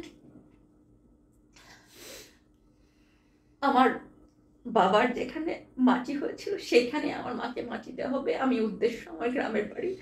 এবং আমি যখন ফেরিতে উঠবো তখন আমি সবাইকে রিকোয়েস্ট করলাম, প্লিজ কাইন্ডলি আমাকে গাড়ি থেকে নামিয়ে আমার মায়ের অ্যাম্বুলেন্স আমাকে যেতে দেন, আমি একটু অ্যাম্বুলেন্সের কফিটার সামনে যেই বসবো, প্লিজ আমাকে একটু যেতে দেন। অ্যান্ড কেউ যেতে দিচ্ছিল না। আমি খুব জোর করে অ্যাম্বুলেন্সের ভেতরে উঠে আমি আমার মায়ের কফিনের তার কাটাগুলো সব, কফিনের ঢাকনা ছিটকে তার কাটা খুলে আমি ওই সাদা কাপড়ে মোড়ানো আমার নিস্তেজ আমার মাকে বলছিলাম যে আমাকে কার কাছে রেখে যাচ্ছ, আমি কার কাছে থাকবো, আর আমাকে ছেড়েই বা কেন যাচ্ছে? এমন তো কথা ছিল না। আমার মা আসলে কিছুই বলতেছে না তখন। আমার মা শুধু অপেক্ষা তার স্বামীর কাছে, যে একই কবরে সে শুয়ে থাকবে। আমি আমার মায়ের পুরো কফিনের ঢাকনাটা খুলে ফেলেছি, এবং আমাকে আর অ্যাম্বুলেন্স থেকে কেউ নামাতে পারেনি। আমি পুরোটা অ্যাম্বুলেন্স বলেছি আমাকে কার কাছে রেখে, আমি কার কাছে থাকবো? আমার তো কেউ নাই, আমি তো একদম একা। 12:30টায় আমি আমার গ্রামের বাড়ি পৌঁছে, আমার দাদা বাড়ি, এবং হাজার হাজার মানুষ সেই 12টায় ওই বাড়ির প্রথম বউ, বড় বউ, আমার মায়ের শেষ মুখটা আমাকে একবার দেখানো হলো। আমার মাকে মাটিতে রাখা হবে কবরে। আমাকে বলল, সবাই বলল, বাবু একটু মাটি দাও। আমি ওই কবরে নেমে গেছি। আমি নেমে বলেছি, আমাকে আগে রাখেন, তারপর আমার মাকে রাখেন, প্লিজ আমাকে উপরে উঠাবেন না, কারণ আমি তো এই মানুষটা ছাড়া বাঁচবো না। আমি তো, আমার পক্ষে সম্ভব না মানুষটা ছাড়া বাঁচা। আমি কিভাবে বাঁচবো? আমার তো কেউ নাই। কে কে আমাকে টেনে উঠেছে আমি জানি না। তারপর মায়ের দাফন হয়ে গেল, আমাকে নিয়ে আসা হলো, এবং তখন আমার শুরু হলো একা জীবন। আমি একাই শুরু করলাম, এবং ওই সময়টা আমার সবচেয়ে খারাপ সময় চলতে শুরু করলো। আমি কারোর সাথে কথা বলতাম না, আমি অফিস যেতাম না, আমি খাওয়া দাওয়া করতাম না, আমি আমার মায়ের রুমটাতে ঢুকতে পারতাম না। আমি শুধু চিৎকার করে কান্না করতাম যে আমার মা আসলে কোথায়, ওই মায়া ভরা মুখটা আমি কেন দেখতে পাই না। আমি সৃষ্টিকর্তাকে বারবার বলতাম যে আমার অপরাধ কি, মানে ছোট্টবেলায় বাবাকে নিয়ে গেছো, বাবাকে বুঝিনি। পৃথিবীর সবচেয়ে সবচেয়ে বড় সম্পদ, সবচেয়ে বড় মানুষ, সবচেয়ে বড় আপনজন যে ছিল, তাকেও কেন নিয়ে গেল? আমাকে নিয়ে যেতে, তাকে কেন নিয়েছো? আমি আসলে বাঁচবো কিভাবে? আমি কাউকে বলতাম না, আমি শুধু সৃষ্টিকর্তাকে বলতাম আমার অপরাধ কি, তাহলে আমাকে নিয়ে যাও। এবং কি আমি ট্রাই করতাম আমি মারা যাবো। আমি ঘুমের ওষুধ খেতাম, আমি না খেয়ে থাকতাম 10 দিন 15 দিন। আমার প্যানিক অ্যাটাক হতো, আমাকে হসপিটালে রাখা হতো। মোট কথা আমি পাগল হয়ে গিয়েছিলাম। অনেকে চিন্তা করতো আমাকে কোনো সাইকোস্ট্রিক বা আমাকে কোনো মেন্টাল হসপিটালে ভর্তি করা হবে, কারণ আমি আসলে তখন মানুষ ছিলাম না। কেউ আমাকে মায়ের ব্যাপারে সান্ত্বনা দিতে আসলে আমার তাকে পিশাচের মতো লাগতো। আমার মনে হতো যে আমার মায়ের ব্যাপারে কোনো সান্ত্বনা চলে না, আমার শুধু মাকেই চাই, আমার কোনো সান্ত্বনা চাই না। এইভাবে চলে যাচ্ছে দিন। রাস্তাঘাটে আমি যখন নোংরা শাড়ি পরা বৃদ্ধ কোনো মানুষকে দেখতাম, আমি যে তাকে জড়িয়ে ধরতাম যে একটু মায়ের গন্ধ পাওয়া যায় কিনা, কিন্তু কই, আমি তো মায়ের গন্ধ পেতাম না। কেউ বলতো না যে খেয়েছো কিনা। আমি জাস্ট পাগলের মতো হয়ে গেলাম। হ্যাঁ, এভাবে হসপিটাল আর বাসা, আমার অফিস আমাকে অনেক স্যাক্রিফাইস করেছে, আমাকে অনেক, তাদের কাছে আমি কৃতজ্ঞ। এভাবে আমার বছর ঘুরে গেল, কিন্তু মা চলে যাওয়ার পরে যে বুকের মাঝখানে ক্ষতটা হয়েছে, সেটা থেকে এখনো ব্লাড বেরোচ্ছে, এবং আমি যতদিন বেঁচে থাকবো ততদিন ওই ব্লাডটা পড়তেই থাকবে। আমার মায়ের ওই জায়গাটা কখনো শুকাবে না। 1.5 বছর 2 বছর এরকম করতে করতে আমার এক জায়গায় পোস্টিং হলো। মানে মায়ের ওষুধের বক্সটা এখনো আমার বাসায় ওভাবেই সাজানো, মায়ের শাড়ি, মায়ের মগ, মায়ের চা খাওয়ার সব কিছু, এগুলো আমার কাছে এক একটা স্মৃতি। এখনো মায়ের ওড়না নিয়ে নাকে দেখি যে গন্ধ পাওয়া যায় কিনা। না, আসলে গন্ধ ফুরিয়ে গেছে। মায়ের বেঁচে যাওয়া কাফনের কাপড়টুকু মাঝে মধ্যে বের করে মুখের কাছে ধরে রাখি, গন্ধ আছে কিনা। এবং আমি আমার রিলেটিভদের বলে রেখেছি, আমি মারা গেলে ওই কাফনের কাপড়টুকু দিয়ে আমার হিসাবটা তৈরি করা হবে। এবং মা মারা যাওয়ার পরে যে কর্পূর, সাবান, বেঁচে যাওয়া টুথপিক, এগুলো আমি আমার বাসায় রেখে দিয়েছিলাম। আমার বাসায় ভয় কেউ আসতো না, কারণ কর্পূরের কিন্তু একটা ভয়ঙ্কর গন্ধ। কিন্তু আমি ওই রুমটার মধ্যে ছিলাম, তো অনেকে আমাকে জোর টোর করে একটু মসজিদে দেওয়ার ব্যবস্থা করে দিয়েছে। কাপড়টা কেউ নিতে পারেনি, নিতে পারবেও না। চলে গেল এইভাবে 2-2.5 বছর। হ্যাঁ, এই তো এই আগস্টের 28 তারিখে প্রায় 3 বছর পূর্ণ হবে, মা চলে গেছে আমাকে রেখে, এবং আমি একা। এবার আসি মূল পয়েন্টে। এতক্ষণ তো আমি আমার জীবন নিয়ে বললাম, আমার মা নিয়ে বললাম, এগুলো ছিল আমার আবেগ। এবার আসবে আমার ভালোবাসা।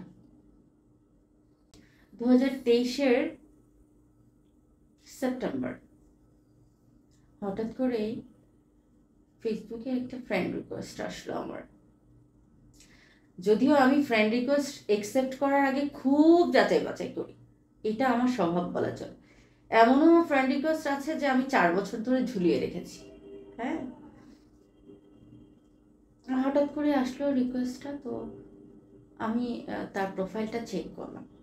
চেক করে দেখলাম যে সে ম্যান পাওয়ারের কোনো একটা বিজনেস করে, এবং তার গৃহস্থালী কোনো একটা বিজনেস ছিল হাবিজাবি, অর্গানিক টাইপের কোনো একটা খাবার দাবার উনি বিক্রি টিক্রি করতো, শাকসবজি মাছ মাংস হবে কোনো একটা। কিন্তু বড় ব্যাপার হচ্ছে ওনাকে তখন আমি একসেপ্ট করলাম না।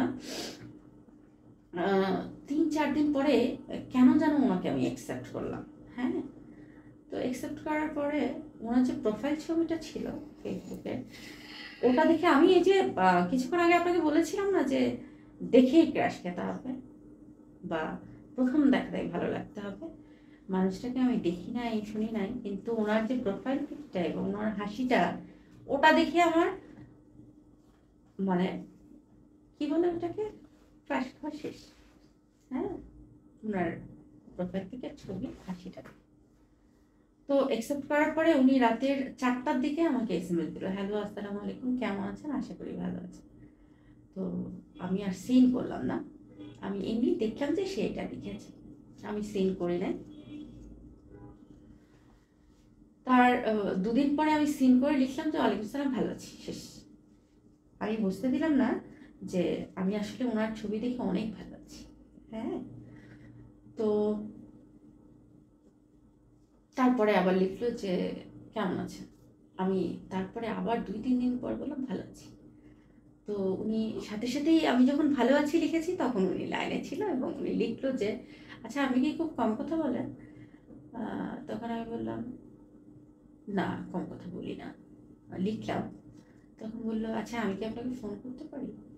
আমি বলছি না, আপনি আমাকে ফোন করতে পারেন না, কারণ আপনার সাথে আমার কথা হয়নি, আপনাকে আমি চিনা জানি। তখন উনি বললো আমি এরকম পাবলিক ইউনিভার্সিটি থেকে মাস্টার্স কমপ্লিট করেছি, এখন আমি এই সেই হাবিজাবি ভক্কর চক্কর, আমি এটা সেটা করতেছি। এখন সে যাই বলুক না কেন, তার সব কিছু আমার ভালো লাগে। সে যদি বলে যে আমি মুচিগিরি করি, তাহলে মনে হয় আমার ভালো লাগবে, এরকম একটা ব্যাপার সেটা। তো এরকম, কিন্তু আমি যে ওনার প্রতি দুর্বল হয়ে গেছি ওনার ছবি দেখে, এটা ওনাকে আর বুঝতে দিচ্ছি না। বাট উনি কিন্তু ট্রাই করতেছে আমার সাথে কথা বলার। তো এরকম হতে হতে একদিন তার সাথে আমার কথা হলো, এবং ভয়েসটা একটু ভালো, ভয়েস খারাপ না, ভালো। উনি বরঞ্চ আমার ভয়েসের খুব প্রশংসা করলেন যে আপনার ভয়েসটা এত মায়া আছে, হ্যান ত্যান, মানে একটা মেয়েকে ইমপ্রেস করার জন্য যা যা লাগে সব বললেন। আচ্ছা ফাইন, আমি তো আগে থেকেই ইমপ্রেস, শুধুমাত্র তার ছবি থেকে। তো তারপরে সেপ্টেম্বর, অক্টোবরের 28 তারিখ আমার জন্মদিন। তো অক্টোবরের 28 তারিখে আমার অফিসের একটা প্রোগ্রাম ছিল। তো সে আমাকে ওই টাইমটায় ফোন করলো যে আপনি কোথায়? আমি বললাম যে আমার তো অফিসে একটা প্রোগ্রাম আছে। কেন বলেন তো? বললো যে না এমনি।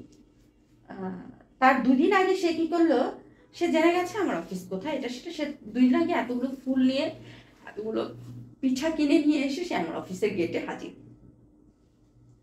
অফিসের গেটে তো আসলে কড়া পাহারা থাকে, কে কোথায় যাচ্ছেন, কেন যাচ্ছেন, কি জন্য যাচ্ছেন, কি রিলেটিভ কিনা আপনি, সব কিছু জেনে শুনে তাকে ঢুকতে দেওয়া হবে।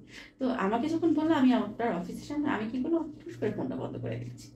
মোট কথা যে আমি তো ওনার সাথে কি ব্যাপার, উনি বলে আসলো কেন? সে আমাকে হোয়াটসঅ্যাপে ওনার লাইভ লোকেশন দিচ্ছে, ছবি দিচ্ছে যে একদম আমার অফিসের গেটে। আমি আমার ফোনটা জাস্ট বন্ধ করে চুপচাপ বসে আছি। একদম 3 ঘন্টা পরে, হ্যাঁ সত্যি 3 ঘন্টা পরে আমি ফোন খুলেছি। তখন দেখলাম এত এত এসএমএস কেন এমন করলেন হ্যান করলেন, এবং সিকিউরিটির কাছে সে ফুল আর পিঠা রেখে গেছে, এবং আমি নির্লজ্জের মতো বাসায় আসার সময় ফুল এবং পিঠা নিয়ে এসে চলে এসে বাসায় খাচ্ছিও, কিন্তু আমি ফোন ওপেন করি না। তো খাওয়া দাওয়া শেষে আমি অনেক এসএমএস আনতে আমি বললাম যে আসলে তখন আমি একটু বিজি ছিলাম। এটা একটা মিথ্যা কথা, আমি আসলে বিজি ছিলাম না, আমি ইচ্ছে করে এই কাজটা করি। তারপরে এরকম কথাবার্তা টুকটাক হয়, এর মধ্যে তার প্রতি কিন্তু আমার দুর্বলতা অনেক বেড়ে গেছে। তো 28 অক্টোবর আমাকে উনি ফোন করলো যে আপনি কোথায়, আমি বললাম আমি তো অফিসে। বললো যে আজকে কি কোনো বিশেষ দিন? আমি বললাম না তো, কিসের বিশেষ দিন? বললো না আজকে এটা বিশেষ দিন। আমি বললাম যে এই ব্যাপারটা কীভাবে জানলো আমার বার্থডে এই তারিখে? আমি তো পাবলিশ করা না, তাহলে কীভাবে জানো? সে যে কোনো সূত্রে জেনেছে। আমি বললাম মিস আপনার সাথে আমি দেখা করতে চাই। মনে মনে তো আমার ভিতর তো লাড্ডু ফুটতেছে, আল্লাহ সে আমার সাথে দেখা করতে চায়, ফাইন এবার আমি দেখা করবো, পালাবো না এবং ফোনও বন্ধ করবো না। হ্যাঁ, তো বললাম ঠিক আছে কোথায় দেবো? আপনার ইউনিভার্সিটি। বললাম okay fine, you have to done, চলে আসে। তো সেদিন আমি মেরুন কালার একটা শাড়ি পরেছিলাম, উনি একটা শীত, তখন শীতকাল, উনি একটা কালো ব্লেজার পরেছিলেন, ব্লেজার না সোয়েটার পরেছিল। তো ওর হাতে দেখলাম বিশাল একটা ফুলের তোড়া, হ্যাঁ, ইভেন অনেকগুলো পিঠা, একটা কেক। তো ইউনিভার্সিটিতে গেলাম, তো তখন আমি তো সিনিয়র, এখন আমি ইউনিভার্সিটি ঢুকে এখানে ওখানে তাকে জুনিয়ররা দেখে না বলে আপু, ওরা তো বলবেই আপু।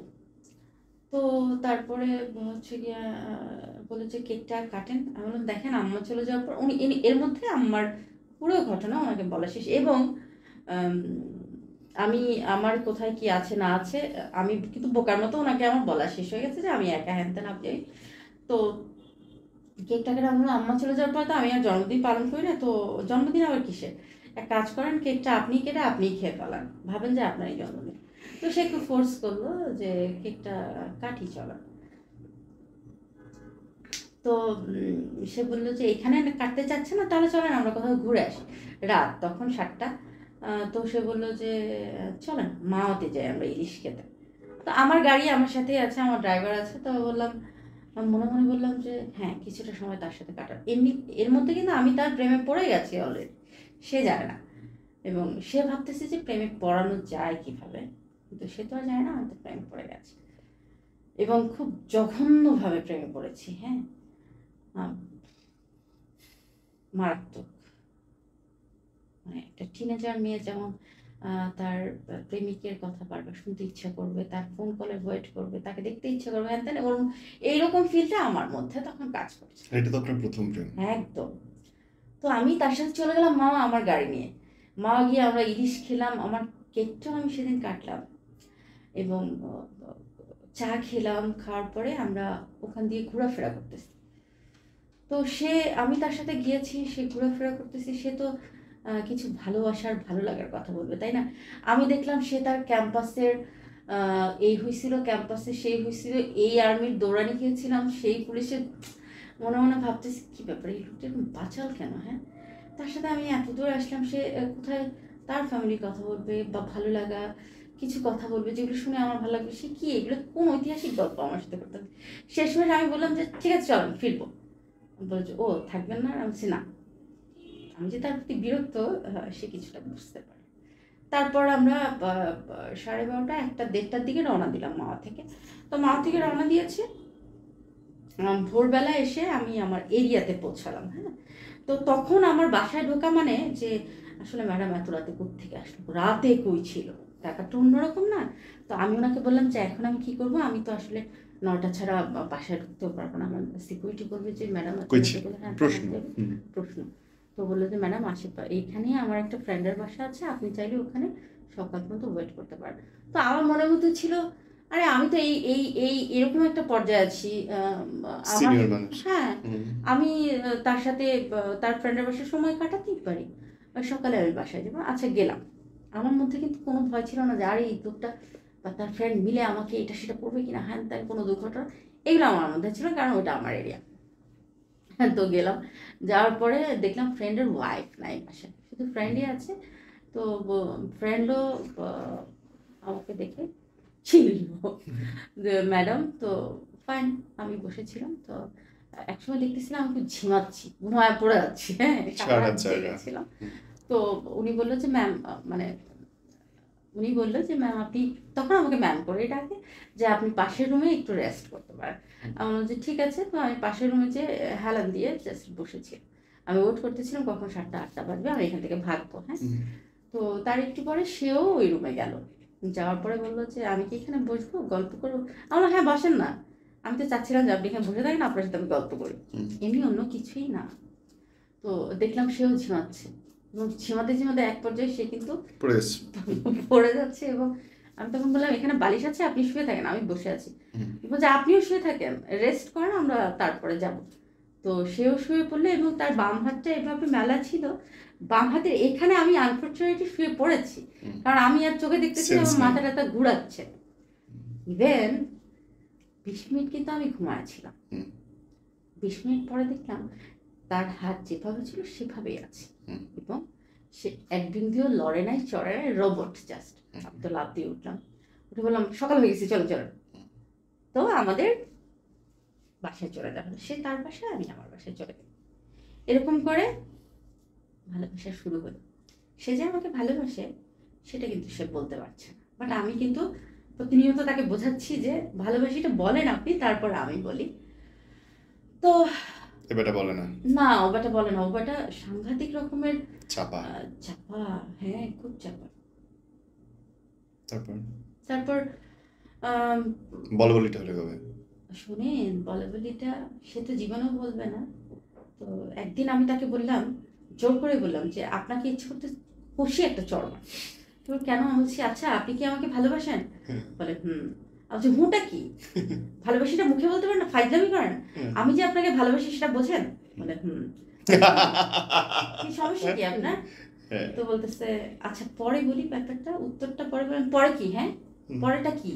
আপনি দেখতেছেন এখানে একটা মানুষ অস্থিরতা আপনার জন্য আছে, আপনার মুখে এই শব্দটা শোনার জন্য, আর আপনি পরে হু হা এগুলো কি? আপনার সমস্যা কি? হুম। তো সেদিন সে ফোন রেখে দিল। তারপর 2 দিন আর ফোন দেয় না। আমার তো সেই কান্না, মনে মনে কান্না করি খুব, কারণ মা চলে যাওয়ার পর ওই মানুষটাকে মনে হয়েছে যে আমার না। সাথে থাকার মতো। তারপরে হচ্ছে গিয়ে ডিসেম্বর, নভেম্বর চলে গেলে এরকম ভুংসাং করতে করতে সে কিন্তু আমাকে ভালোবাসে এখনো বলে না। ডিসেম্বরে আমার মামারা কি করলো, আমার জন্য ছেলে দেখলো, ডক্টর ছেলে, ওকে। ঢাকায় আসতে বললো, আমি গেলাম। তো মামা বললো যে এরকম এরকম ছেলে দেখেছি, এখন তোমাকে বিয়েটা করতেই হবে। এখন আমি কি বলবো, মনে মনে ভাবতেছি কি বলবো, এখন যদি বলি এই ছেলের কথা বলবে যে আসতে বলো। হ্যাঁ আসতে বলো। তারপরে ম্যান পাওয়ার বিজনেস করে শুনলে আমাকেও পিটা করবে, তাকেও পিটা যে করবে। বাটপার হয় হ্যাঁ। কি না। তারপরে আমাকে ছেলেরা দেখলো, এবং ডক্টর ছেলের বাড়ি দেখলো, ছেলেরা খুব পছন্দ, বিয়ে আগামীকাল। উঠছুরি তোর বিয়ে। হ্যাঁ, উচ্ছুরি তোর বিয়ে, আমি জানি না, পাড়াপড়শি কেউ জানে না, আমার বিয়ে। নে। এখন আমি মামাকে বললাম যে আচ্ছা তাহলে আমি এখন বাসায় যাই, তোমাকে আমি কালকে তো আবার আসতেছি, ঠিক আছে আমার বিয়ে দিয়ে দিও। এই বলে মামা বাড়ি থেকে কাটলাম, কেটে এসে বললাম, সেদিন সে আমাকে ফোন দিচ্ছে, আমি তার ফোন ধরতেছিলাম, মেজাজ খুব খারাপ যে এখন আমার বিয়ে হয়েছে, বাটা তুই মুড়ি কিনে খা, এরকম একটা ব্যাপার স্যাপার। তো সে কি করলো, রাতে অনেকবার ট্রাই করে আমাকে ফোনে পেলো। এখন ফোনে পাওয়ার পরে আমার তো সেই কান্না পেয়েছে, আমি তো হু বল করে কান্না করছি, বললো যে কি বিয়ে দিয়ে হয়েছে দিচ্ছে। আমাকে বলে না। বললাম যে আমার কালকে বিয়ে, আপনি আসেন। বলে কি? বললাম হ্যাঁ কালকে আমার বিয়ে, আপনার দাওয়াত। বলছে কি বলেন? আমি বলছি হ্যাঁ আমার কালকে বিয়ে। তখন কিন্তু আমরা আপনিতেই আছি, হ্যাঁ, আমাদের মধ্যে এতই প্রেম যে আমরা এখনো তুমি বলতে পারলাম না। হুম, হুম, তো আমি বললাম এরকম এরকম। তো বললো যে আচ্ছা আপনি কি আমাকে বিয়ে করবেন? হুম, সেই বললো হুম। ভালোবাসি টালোবাসি যেখানে মনে চায় সেখানে বিয়ে করবেন কিনা। আমি তো এই প্রশ্নটার ইয়েতেই ছিলাম যে সে বলুক। বেটা কথা বল। হ্যাঁ, তো আমি বললাম যে অবশ্যই করবো। এখন? তখন রাত্রে 2:30। বললো যে হ্যাঁ এখন। কাজী বেটাকে কোথায় পাবেন আপনি এখন? বলছে ঠিক আছে সকালে, কোথায় মিট হচ্ছে, এরকম এরকম জায়গায়, আমি রেডি, কোনো কথা আর নেই। ওদিকে আত্মীয়দের বলা হয়নি? ওর মামা টামা যেখানে মন চায় সেখানে যায়, বিয়ে আমি তো ডক্টরকে করবো না। তো সকালবেলা ড্রাইভারকে বললাম তাড়াতাড়ি ভাগ। ম্যাম কোথায় যাবেন? আমি বলছি যেখানে যেতে বলছি সেখানে যাই। তো মাঝপথ থেকে ওনাকে তুলে নিলাম, হ্যাঁ, তুলে নিয়ে আমরা সোজা ফ্লাইট করে সিলেট। সেদিন সিলেটে মেবি সাবেক পিএম এর যাওয়ার কথা ছিল। পুরা সিলেটের টিকেটের দাম যেখানে 10 সেখানে হয়ে গেছে 20, রাস্তাঘাট পুরা কারফিউ, কে মানে কোন কথায় ফ্লাইট করে চলে গেলাম, যে মনে করি কড়া নিরাপত্তায় আমরা হচ্ছে কি সিলেট মাজারটা জিয়ারত টিয়ারত করে আমরা একটা কাজী অফিসে বিয়ে করে ফেললাম, শেষ। মানে এবার তাকে আমি পেয়ে গেলাম। আমি তো, আমার তো খুশির কোনো সীমানা নাই, বাড়ি তো নাচানাচি করি। এর মাঝে সে কি করলো, সিলেট যাওয়ার আগে সে তার গ্রামের বাড়িতে আমাকে নিয়ে গেল তার মায়ের সাথে দেখা করানোর জন্য, তার মামার সাথে দেখা করানোর জন্য, এবং তাদের সাথে দেখা হলো। আমার মনে হলো তার মায়ের আমাকে পছন্দ হয়নি, হ্যাঁ, কারণ তার মা খুবই সুন্দরী একজন মানুষ, আমি কালো মানুষ, আমার মনে হলো পছন্দ হয়নি। তারপরে আমার পজিশন ভেবে মনে হয় ভাবছি, আর এই পেয়েছি, ঠিক আছে, হ্যাঁ। তারপর কি হলো, চলে গেলাম, বিয়ে হয়ে গেল। বিয়ে টিয়ে করে আমরা সেদিন রাতে গ্র্যান্ড সিলেটে থাকলাম। তো সেদিন রাতে তার সাথে আমার গল্প করে কেটেছে, তখনও আপনি উপনি মধ্যেই ছিলাম আমরা। তারপরের দিন চলে আসলাম ঢাকাতে এসে তার একটা ফ্রেন্ডের বাসায় আমরা সেদিন থাকলাম। তো সেদিন থাকলাম। পরের দিন সকালবেলা মানে ডিসেম্বরের 20 তারিখে বিয়ে হলো, 22 তারিখ সকালবেলা সে আমাকে বললো যে তখন আমরা তুমিতে চলে এসেছি, তখন আমাদের সখ্যতা অনেক বেড়ে গেছে, ভালোবাসাও বেড়েছে আমার মনে হয়, কারণ দুজন কাছাকাছি খুব। তো সে আমাকে বললো যে তুমি একটু বাসায় থাকো, ফ্রেন্ডের বাসায়, আমি একটু আমার বিজনেসের কাছে 2জন ক্লায়েন্ট এসেছে, আমি তাদের সাথে কথা বলে আসি। আমি বলছি ওকে ফাইন, যাও। সে আমাকে যাওয়ার সময় টাটা করে গেল, ফ্লাইং কিস দিল, আমিও নিলাম, টুকটাক ভরপুর ভালোবাসা, হ্যাঁ। তো যাওয়ার পরে তার সাথে আমার একবার কথা হয়েছে, তারপরের থেকে সে আর ফোন ধরে না। আমি কিন্তু তার ফ্রেন্ডের বাসায়, এখন আমি তো বারবার ফোন দিচ্ছি, কি ব্যাপার সে ফোন ধরে না কেন, এবং আমি হোয়াটসঅ্যাপে নক করতেছি এখানে সেখানে, কিছুতেই সে ফোন ধরে না।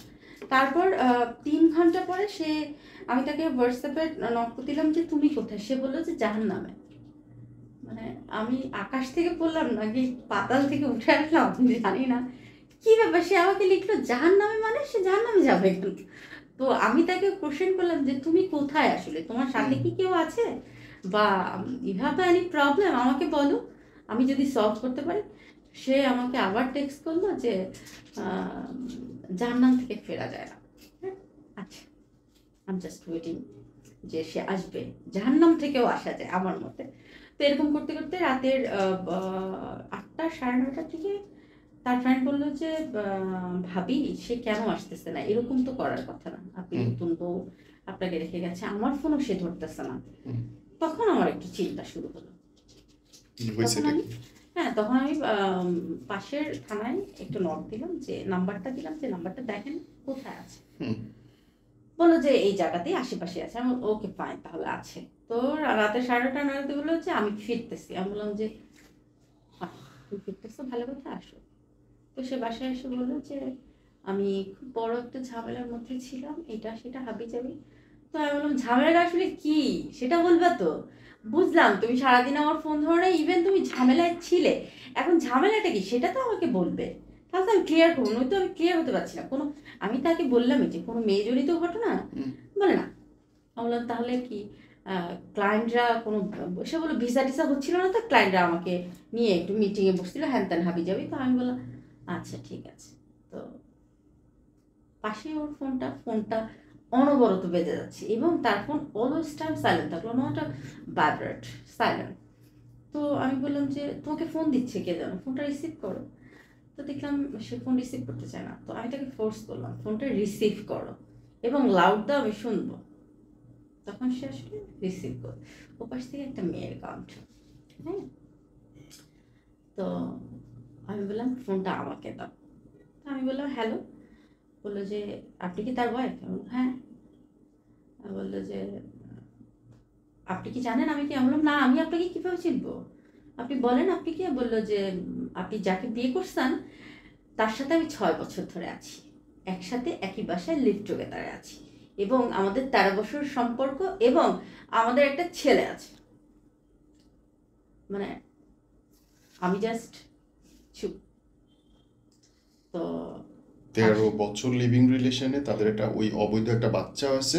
আমি বলি, ওই মহিলাটার অন্য এক জায়গায় বিয়ে হয়েছিল, ওই হাজবেন্ডের বাচ্চা হচ্ছে এটা আমার হাজবেন্ডের বাচ্চা না। ওকে। তো ওই মহিলাকে নিয়ে, ওই বাচ্চাকে নিয়ে আমার হাজবেন্ড 6 বছর ধরে লিভ টুগেদার আছে, এবং ওই মহিলাকে ভালোবেসে লিভ টুগেদার আছে, তাই না? এবং ওই মহিলার ছেলেকে সে জন্ম নিবন্ধনে বাবার পরিচয়টা আমার হাজবেন্ডের দিয়েছে। আমার হাজবেন্ড ওই ছেলের বাবা, এবং আশেপাশে মানুষকে বলেছে এটা আমার ওয়াইফ, এটা আমার ছেলে, এবং ছেলেকে ইংলিশ মিডিয়ামে পড়াচ্ছে। তা আমি বললাম যে তাহলে এখন কি হবে? আপনি তো বলে যে এর মধ্যে 6 বছরে আমার অনেক বেবি নষ্ট করেছে আপনার হাজবেন্ড, বেবি আসতে দেয়নি এবং আমাকে বিয়েও করে নাই, আমাকে শুধু বলেছে বিয়ে করবো করবো করবো। তো আমি তাকে জিজ্ঞেস করলাম এখন কি হবে, এখন কি করবে বলো, এবং আমার এখন কি করা উচিত? অবশ্যই আমার এখন চলে যাওয়া উচিত, আমি চলে যাচ্ছি, তুমি তোমার এই যে 13 বছরের রিলেশন এবং 6 বছর ওয়াইফ নিয়ে থাকো। আমার তখন একটু কষ্ট লাগছিল, আমার তখন হাসি পাচ্ছিল যে আমি কি করলাম। রাইট, কষ্ট পাওয়ার তো প্রশ্নে আসে না, যে এগুলোর জন্য তো আমি দায়ী। কিছু খোঁজ নেন নাই তো আপনি? না, শুধুমাত্র ওর মাকে দেখছি, ওর ফ্যামিলি, তাও বিয়ের দিন? হ্যাঁ, বাড়ি ঘর দেখেছি। এই সে আমার পাটা জড়িয়ে ধরে প্লিজ আমাকে একটা সুযোগ দাও, আমি আসলে এই জায়গাটা থেকে সরে আসতে চাই, এর জন্যই এরকম হয়েছে। সে আমাকে ব্ল্যাকমেল করতেছিল। হ্যাঁ, তারা বললাম দেখো, একটা মেয়ে একটা ছেলেকে 6 বছর ব্ল্যাকমেল করতে পারে না, অসম্ভব। এবং সে কোনো জবও করে না সেই মহিলা, যে সে তার টাকায় সে চলে, তুমি তোমার টাকা চলো, তোমার টাকাতেই ওই মহিলা চলতেছে, মহিলার ছেলে চলতেছে। সো এটা আমাকে বলো না প্লিজ।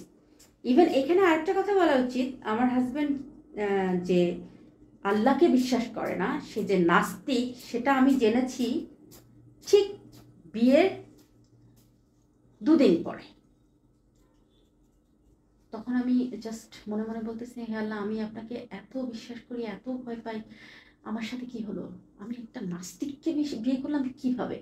সে আমাকে বোঝাতো সূর্য কেন ওঠে, সূর্য কেন ডুবে, কার ইশারায়। আমি তো অবশ্যই আল্লাহর ইশারায়। সে আমাকে ব্যাখ্যা দিত না, নাস্তিকতার যত ব্যাখ্যা আছে সে আমাকে দিত। আমি তো প্লিজ, আমাকে এসব কথা বলার প্রয়োজন নেই। সে কখনো কাউকে সালাম দিত না, সে আলহামদুলিল্লাহ বলতো না, বিসমিল্লাহ বলতো না, কিছুই না। তো তখন ওই যে ওই ওই ওই ঝামেলাটার সময় সে আমার পা দুটো জড়িয়ে ধরে বললো যে দেখো, আমি আল্লাহতে বিশ্বাস করব এবং নাস্তিকতা ছেড়ে দেবো, আস্তিকতায় আসবো, তুমি আমাকে একটা সুযোগ দাও। আমার মনটা আসলে গলে গেল। আমি তাকে কি করলাম, আল্লাহকে বিশ্বাস করার জন্য এবং আস্তিকতায় আসার জন্য একটা সুযোগ আবার দিয়ে দিলাম, সুযোগ দিয়ে দিলাম, এবং বললাম যে তাহলে এই ছেলেটাকে যে বাবার পরিচয় দিয়েছো, ওর কি হবে? ও তো এখন সব জায়গায় এই নামটা ইউজ করবে এবং করছেও। বলে যে এটা গভর্নমেন্ট পাবে, আবার রিমুভ করা যাবে। আমরা ওকে ঠিক আছে, এটা তাহলে তুমি করো, আমি তোমাকে সুযোগ দিলাম। মহিলাটা আমার মহিলা বাবার বাড়ি চলে যাবে। কিন্তু এদিকে মহিলা আমাকে যত পারে অভিশাপ দিয়ে যাচ্ছে, দিবে দিয়েছি, অভিশাপ দিয়ে যাচ্ছে, মরবি, এই করবি, সেই করবি, হ্যান করবি। কিন্তু আমার হাজব্যান্ডের কথা যদি বলি, সে দেখতে এত আউটলুকিং একটা ছেলে, সো স্মার্ট, ড্যাম স্মার্ট। হ্যাঁ, এবং তার হাসিটা অসম্ভব সুন্দর। হ্যাঁ, আর যার সাথে সে ছিল, বিলিভ মি, আমার বাসার কাজের মহিলাও তার চেয়ে সুন্দর। সিরিয়াস, আপনি চাইলে আমি ওই মহিলার ছবিও দেখাতে পারি। মানে কাজের মহিলাও তার চেয়ে সুন্দর। আমি আমার হাজব্যান্ডের ছবিটাও আপনাকে দেখাবো। তো গেল সবকিছু শেষ, এবং আমি জাস্ট কনফার্ম যে ওই মহিলার সাথে সে আর যোগাযোগ করছে না, এবং আই উইল বি ট্রাই যে ওই ছেলে জন্ম নিবন্ধন আমি কিভাবে রিমুভ করতে পারি, আমিও ট্রাই করছি তার সাথে। এবং তার সাথে শুরু হলো আমার সংসার জীবন, একসঙ্গে থাকা। হ্যাঁ, কিছুদিন আমি আমার শ্বশুর বাড়িতে থাকলাম, এবং তারপরে আমার অফিস প্রবলেম, হ্যান ত্যান হাবিজাবি, তখন আমি তাকে নিয়ে আমার ফ্ল্যাটে ব্যাক। তারপরে খুব সুন্দর ভালোবাসার মাখামাখি বলা চলে, যেটা আমরা দুজন খুব ভালো আছি, এবং সে একটা পারফেক্ট হাজব্যান্ড, পারফেক্ট একজন প্রেমিক, পারফেক্ট মানুষ আমার কাছে। আমি তারপর থেকে তার ভিতরে এক বিন্দু কোনো রকম কোনো আমার প্রতি অনীহা, এটা সেটা কোনো কিছু আসেনি, একদম না, শুধুমাত্র ভালোবাসা। হ্যাঁ, তো ভালোবাসা মাখামাখি। এবং তখন আমি কনসেপ্ট করলাম 1 মাস পরে। আমি বললাম যে 1 মাস পরে কনসেপ্ট হয়ে গেল, না থাক, আমরা এখন না ইয়ে করি, আমরা আরো পরে। না না না, আমাদের বয়স হয়ে যাচ্ছে, তোমার 31 হয়ে গেছে, আমার 40 হয়ে যাবে, আমরা কবে মানুষ করবো? আচ্ছা, তার কথায় আমি ভাবলাম যে আসলে ঠিক বলেছে, ঠিক আছে।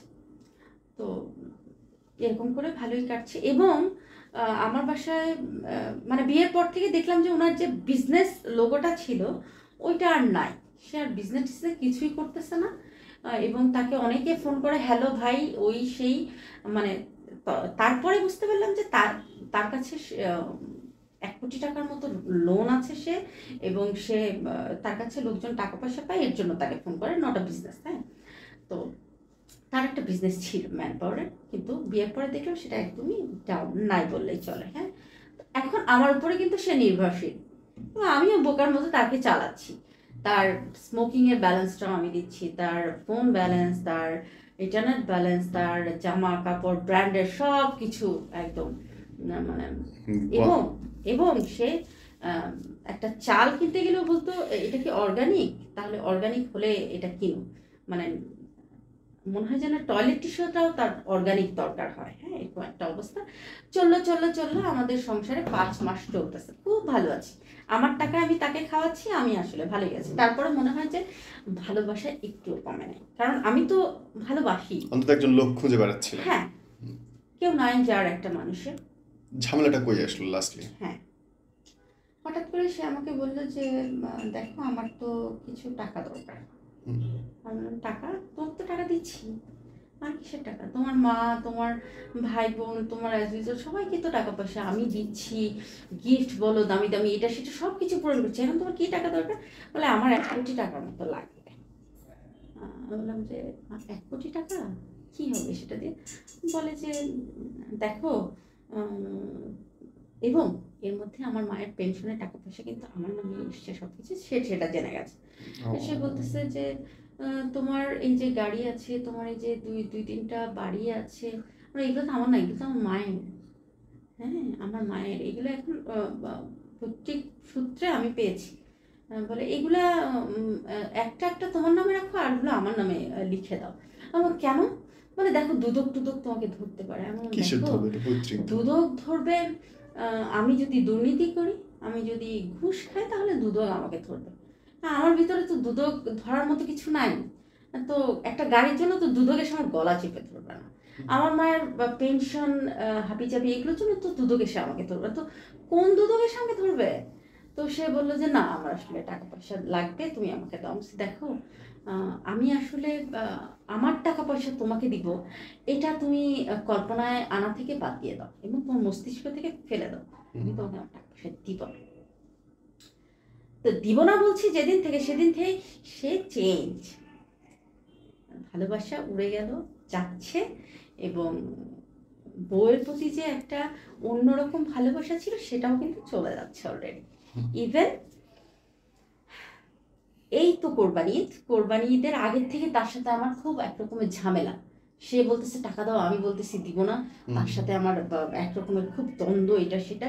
একদিন সারাক্ষণ সে তখন ফোন নিয়ে বসে থাকে, তো আমি একদিন জোর করে তার ফোনটা হাত থেকে নিয়েছি পরে সে আমার হাত ধরে, তখন তার 5 মাস প্রেগনেন্ট, এবং আমার টুইন বেবি, আমার হাত ধরে এমনভাবে ঝাঁকি দিল, আমার সারাটা শরীর নড়ে গেল, এবং আমার থেকে ফোনটা কেড়ে নেওয়ার ট্রাই করলো। আমি বললাম, না, আজকে আমি দেখবো তোমার ফোনে কি আছে, সারাক্ষণ ফোনে কি করো, তুমি তো এরকম ফোনে থাকতে না, আজকে কেন তুমি ফোনে এতদিন, এই রিসেন্ট তুমি ফোনে থাকা শুরু করেছো, আমি দেখবো। তখন আমি আসলে বললাম, আমি তো তোমার নামে পুলিশ কমপ্লেন করবো, তুমি আমাকে এইভাবে আমার গায়ে টাচ করলে, এইভাবে ঝাঁকি দিলে। বলে এটা তো আমি জাস্ট ফোনটা নেওয়ার জন্য, আমি যে ব্যথা পেয়েছি সেটা তুমি জানো? তো অবশ্যই জানো, তুমি সেটা করেছো। আচ্ছা, বাদ দিলাম। সে তখন, আমি পুলিশ কমপ্লেন করবো, সে বললো সরি টরি হ্যান ত্যান, আমি সরি টরি বুঝলাম। আমি যেখানে একটা পা ফেললেও সে আমার সাথে দুইটা পা ফেলে আমার সাথে চলতো, আমাকে, আমি যেন ব্যথা না পাই, আমি যেন ওভাবে গাড়ির আগে গাড়ির সিটটা খুলে দিত, মানে একটা কেয়ারিং হাজবেন্ডের যা যা করা লাগে সে একদম পরিপূর্ণ। যখন থেকে বলেছি না, তখন থেকে সে আর ওই কেয়ারিংটা আর তার মধ্যে নাই। তো এরকম করে কোরবানির গরু আসলো, আমরা হচ্ছে গিয়ে গরু কিনলাম, কোরবানি হলো, বা সে অন্য মনস্ক, সে সারাক্ষণ ফোন, কি করে আল্লাহ মাহবুব জানে, ফোন আসলে অন্য রুমে চলে যায়, ফোন আসলে আমার সামনে থেকে সরে যায়, এরকম শুরু হয়েছে। তা আমার মনে হচ্ছিল যে হ্যাঁ, আমি টাকা দিতে চাচ্ছি না, সে এরকম টাকার জন্য এমন করছে। আচ্ছা, আমাকে টাকা দেওয়া উচিত? আমি আমার নিজেকেই প্রশ্ন করছিলাম যে তাকে ছাড়া তো আমি আসলে বাঁচবো না, তাহলে কি তাকে আমার টাকা দেওয়া উচিত? এই হাবিজাবি চিন্তা ভাবনা মাথার মধ্যে খাচ্ছে। তো আমার বাসায় আমার কাজিন এবং কাজিনের 2টা বেবি থাকে, হ্যাঁ, কাজিনের হাজব্যান্ড নাই, হাজব্যান্ড মারা গেছে। একটা বেবি হচ্ছে গিয়ে 4 বছর, আর একটা ভার্সিটিতে পড়ে, 2টাই ছেলে। ছোটটা যেটা, সেটা আমাকে মাম্মা বলে ডাকে, এবং আমার জন্য সে মন প্রাণ উজাড়, তার মায়ের চেয়ে আমি তার বেশি। তো ঈদের দিন শেষ হয়ে গেলে, ঈদের 3 দিন পরে সে হঠাৎ করে রাতে 9:30 আমাকে বললো যে আমি একটু বাইরে থেকে সিগারেট নিয়ে আসতেছি। আমি বললাম, আমি আমি তার সাথে কিন্তু কথা বলা অলরেডি বন্ধ করে দিয়েছি। হুম। আমি কিছু বললাম না, সে গেল। সে যাওয়ার পরে ধরেন যে আমার বাসা থেকে 5 মিনিট দোকান, 5 মিনিট আসতে আসতে 10 মিনিট, 20 মিনিট ম্যাক্সিমাম। বেশি হলে সিগারেটটা যদি খেয়েও আসে 20 মিনিট। সে মনে করেন যে 1 ঘন্টা হয়ে গেছে, সে আর আসে না। সে লুঙ্গি পরে বাইরে গেছে, আসে না। আমি মনে মনে ভাবতেছি কোথায় গেল লোকটা, তাকে তো ভালোবাসি আমি, আমার চিন্তা। কোথায় গেল? আমি আর রাগ করে কিন্তু ফোনও দেই না তাকে যে আসো না কেন। তো 10:30টার পরে সে বাসায় আসছে, কলিং বেল বাজালো। তো আমার বড় ভাগিনাটা খুলে দিল, দেখলো যে হাতে কয়েকটা পেপসির বোতল অ্যান্ড সিগারেটের প্যাকেট। সে আসলো, তো এরকম তার সাথে, এবং আসার পরে আমরা একসাথে ডিনার করলাম। আমি কিন্তু তাকে খাবারটা সার্ভ করে দিলাম এবং খাওয়া দাওয়া করলাম। এবং আমি যেহেতু অসুস্থ, আর্লি শুয়ে পড়লাম এবং সেও আমার পাশে শুয়ে পড়লো। এমনি কিন্তু শুয়ে আমাকে কত কিছু জিজ্ঞাসা করে, কেমন লাগছে, আজকে দিনটা কেমন যাচ্ছে, প্রেগনেন্সি অবস্থা, সে সব কিছু, আমার মুড সুইং হয় কিনা সব কিছু খেয়াল সে রাখে। সেদিন আর সে এমনি মোবাইল টিপে কয়েকদিন ধরে আমার পাশে বসে, আগে টিপতাম, সেদিন আর মোবাইল টোবাইল টিপছে না। সেদিন চুপচাপ শুয়ে আছে। তো 1টার পরে আমার চোখটা কিন্তু লেগে গেছে অলরেডি, আমি ঘুমাই গেছি। তো তখন আনুমানিক 3টা কি 3:30 হবে। I can feel that আমার বুকের উপরে অনেক ভারী একটা কোনো কিছু ঘুমের মধ্যে আমি টের পেলাম। তো আমি যখন জাস্ট মাথাটা নাড়া দিয়ে তাকালাম, ডিম লাইট তো, দেখলাম আমার হাত দুটো বাঁধা রশি দিয়ে, এবং লাইলনের যে মোটা রশিগুলো থাকে না, আমি ছবি আছে, আমি আপনাকে দেখাবো। হাত দুটো বাঁধা, পা বাঁধা, এবং গলায়, আপনি আমার গলার এখানে কয়েকটা দাগ, হ্যাঁ, কালো কালো দাগ। হ্যাঁ, গলার এখানে ফাঁসির লক যেভাবে দেয় ফ্যানে ঝুলতে গেলে, সুইসাইড করতে গেলে ফাঁসির যে লকটা দেয়, বা ফাঁসির কাঠগড়ায় যে লকটা দেয়, সেই লক দেওয়া রশি আমার গলায়, ওই রশিটা তার হাতে ধরা, আর হাত তো এভাবে বাঁধা, পাও বাঁধা। আমি যখন তাকালাম দেখলাম সে আমার বুকের উপরে, পেটের উপরে, আমার পেটটা তখন অনেক বড় যেহেতু 2টা বেবি, পেটের উপর 2টা পা এরকম করা, এবং আমার বুকের উপরে তার পুরো শরীরটা। আমি টের পেয়ে ওনাকে বললাম, তুমি কি করছো? সে বলল, চুপ থাক, তোকে এখন মেরে ফেলবো। I am just speechless. আমার হাত তখন দেখলাম বাঁধা, পা বাঁধা, গলার এখানে রশি, গলার রশিটা সে এভাবে ধরা, অ্যান্ড মানে গলার রশিটা টান দিবে আমার ফাঁসটা লেগে যাবে, আমি কিন্তু নড়াচড়ার কোনো না, জায়গা নেই। কোনো চান্স নাই। তারপরে আমি বললাম, তুমি এটা কেন করছো? বললো, কোনো কথা বলিস না, আমি তোকে মেরে ফেলবো। আমি চাই না তুই পৃথিবীতে বেঁচে থাক আমাকে ছাড়া, কারণ তুই আমাকে টাকা না দিলে আমি তোর সাথে থাকবো না, আর তোর সাথে না থাকলে তোর লাইফে অন্য কেউ আসবে, তার মানে আমি তোকে মেরে ফেলবো এবং আমি এখান থেকে চলে যাবো, আমাকে কেউ খুঁজে পাবে না। আমি বললাম, দেখো তুমি কিন্তু এটা ভুল করতেছো। আমি কিন্তু তখন একদম সুস্থ স্বাভাবিক, কোনো চিল্লি না। আমি, দেখো তুমি এটা ভুল করতেছো, তুমি যদি আমাকে এখানে মেরে চলে যাও, তুমি তেপান্তরে থাকলেও কিন্তু তোমাকে ধরে নিয়ে আসা হবে, তুমি ভুলটা করো না। আমি তাকে বোঝাচ্ছি, কেন করছো এরকম? তুমি আমার মামাকে চেনো, সে কীরকম, তোমার পুষ্টি শুদ্ধ কিন্তু কেউ বাঁচবে না, তুমি তো আমাকে মেরে ফেলবা, ঠিক আছে? তোমার ফ্যামিলি কিন্তু কেউ বাঁচবে না, প্লিজ এই কাজটা করো না। তোমার কত টাকা লাগবে বলো? তখন আমার ভিতরে ভয় চলে আসছে যে আমার রশিটা জাস্ট টান দিলেই আমি মরে যাচ্ছি। হ্যাঁ, আমি বললাম, দেখো আমার পেটেও কিন্তু ব্যথা পাচ্ছি, তুমি পেট থেকে সরে দাঁড়াও। আচ্ছা তুমি আমাকে মেরে ফেলো, বাচ্চাগুলো কষ্ট পাচ্ছে, পেট থেকে সরে দাঁড়াও। না, শেষ হচ্ছে পরে অনেক রিকোয়েস্টের পরে সে গলার ওই রশি ধরে আমার মুখের মধ্যে হাত দিয়ে চেপে ধরে সে আমার পেট থেকে নেমে গেল এবং বললো যে তুই কিন্তু লড়াচড়া করবি না। আমি বললাম, না আমি কিচ্ছু করবো না, তুমি আমাকে মেরে ফেলো, কিন্তু মারার আগে বাচ্চাগুলোকে কষ্ট দিও না, আমাকেই মারো। তো এরকম করতে করতে সে, এখন আমি বললাম, আমার হাতগুলো এত ব্যথা করছে, এত শক্ত করে বেঁধেছ, আমি তো এখন অসুস্থ, আমাকে যদি তুমি গলায় ফাঁসিটাই ঝুলাতে তাহলে তো আমি মারা যেতাম, হাত পা বাঁধার কি দরকার ছিল বলো, শুধু শুধু বাচ্চাদের কষ্ট দিলে। আমি এইভাবে কথা বলতেছি। সে বলে, বেশি কথা বলিস না, আমি এখন তোকে মারবই, তোকে আমি বাঁচতে দিব, তো এরকম কথাবার্তা করতে করতে সময় কিন্তু পার হচ্ছে 3:30, 4টা, 4:30 এরকম। তখন আমি এক সময় উঠে বসলাম, সেও আমার সাথে বসতে। রশি কিন্তু সে ছাড়ে নাই, কারণ সে জানে রশি ছাড়লে আমি হয়তোবা দৌড় দিব। হ্যাঁ হ্যাঁ, তো শেষমেশ আমি কি যেন কথা বলতে বলতে আমার বুকের মধ্যে খুব কষ্ট হচ্ছিল। আমি বললাম, দেখো আমি কিন্তু কোনো বেশ্যার পেটে জন্ম হই নাই। ইফ ইউ ডোন্ট মাইন্ড, আমি এই মুখ খারাপটা করেই বলেছি যে দেখো আমি কিন্তু কোনো বেশ্যার পেটে জন্ম হই নাই, তুমি আমার সাথে কি কাজ করতেছো। এটা বলার সাথে সাথে সে কি করলো, বসা অবস্থায় উল্টা হাতে আমাকে মুখের মধ্যে হিট করলো এবং মুখ থেকে অনবরত রক্ত শুরু হয়ে গেল এবং আমাকে ফেলে দিয়ে, তখন রশি ছেড়ে দিয়ে ফেলে দিয়ে গলার মধ্যে চাপ। Oh my god. এবং আর যদি 2টা সেকেন্ড ওভাবেই থাকতো আমি ওখানে death. You have to see that. হ্যাঁ আমি দেখতে পাচ্ছি, আমার দেখতে অবস্থা পাচ্ছি। খুব খারাপ হয়ে গেছে, আমি নিঃশ্বাস নিতে পারছি, আমি কিচ্ছু না, আমি তখন মারা যাচ্ছি। কিভাবে যেন আমি ওখান থেকে আমার গলাটা ছুটাতে পেরেছি।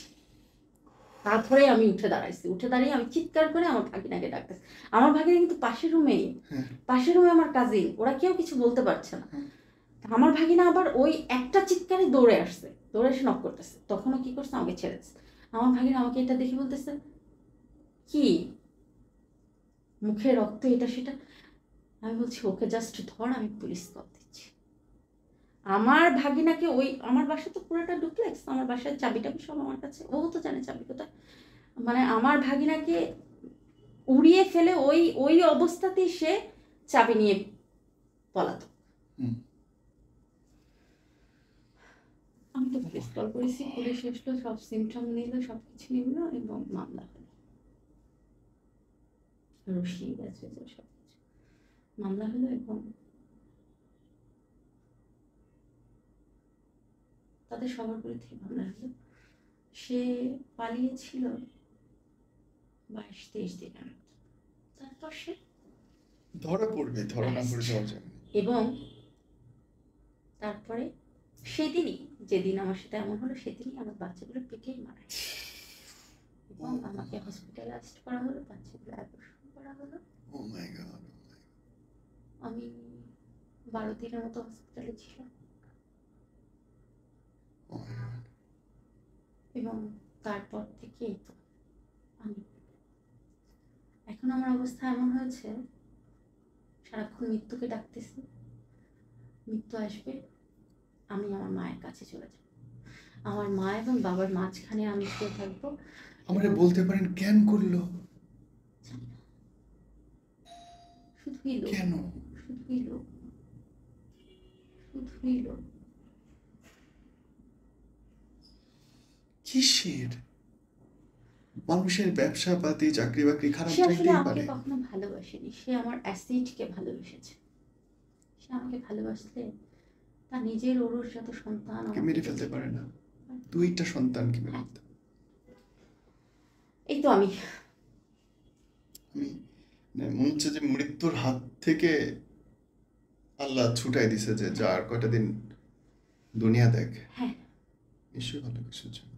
আবার যদি একটা লাইনে বলেন যে যারা এই, মানে এটা একটা অদ্ভুত গল্প, একটা অদ্ভুত বাস্তবতা, যারা দেখতেছে এই কোটি মানুষ, তারা যদি কিছু একটা শেখে আপনার এই জায়গাটা থেকে, কি শিখবে বলেন তো? আমি আসলে আপনার অডিয়েন্সের জন্য বলবো যে আমার মতো এরকম প্রথম দেখাতেই ক্র্যাশ খাওয়াটা আমি খুব মজা করে বলছিলাম না, প্রথম দেখাতেই তাকে বিচক্ষণ করা একদমই করা যাবে না। রাইট। যদি কাউকে ভালো লাগেও অবশ্যই তার সম্পর্কে পরিপূর্ণ ডিটেলস খোঁজ খোঁজ নিতে হবে। খবর নিতে হবে। সঠিক।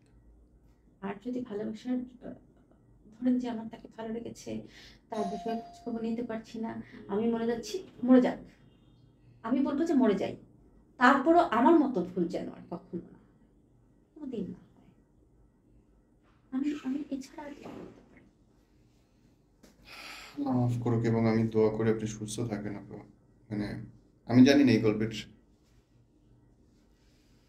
মানে আমি আশা করি নাই আসলে এরকম শুনবো আমি শেষ পর্যন্ত এসে।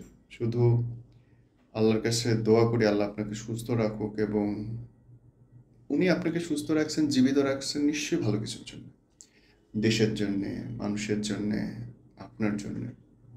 এবং আমার আশা আপনি you will get your life. প্রত্যেকেই পায়, সবার জন্যই জীবনে সুখ আছে, আপনার জন্য আসবে, কেউ না কেউ আসবে, কেউ না কেউ ভালোবাসবে আপনার চেয়েও আপনাকে বেশি। আপনার কি মনে হয় আমি আবার শুরু করতে পারবো? হ্যাঁ, পারবেন, কারণ আপনি কিছুই পান নাই টিল আপনার ভালোবাসার থালাটা পরিপূর্ণ ফাঁকা, একদম। আপনার বিশ্বাসের জায়গায় কিচ্ছু নেই। একটা মানুষের কিছুই থাকবে না, এটা হতে পারে না। আল্লাহ দেয়নি আজ কাল বা পরশু।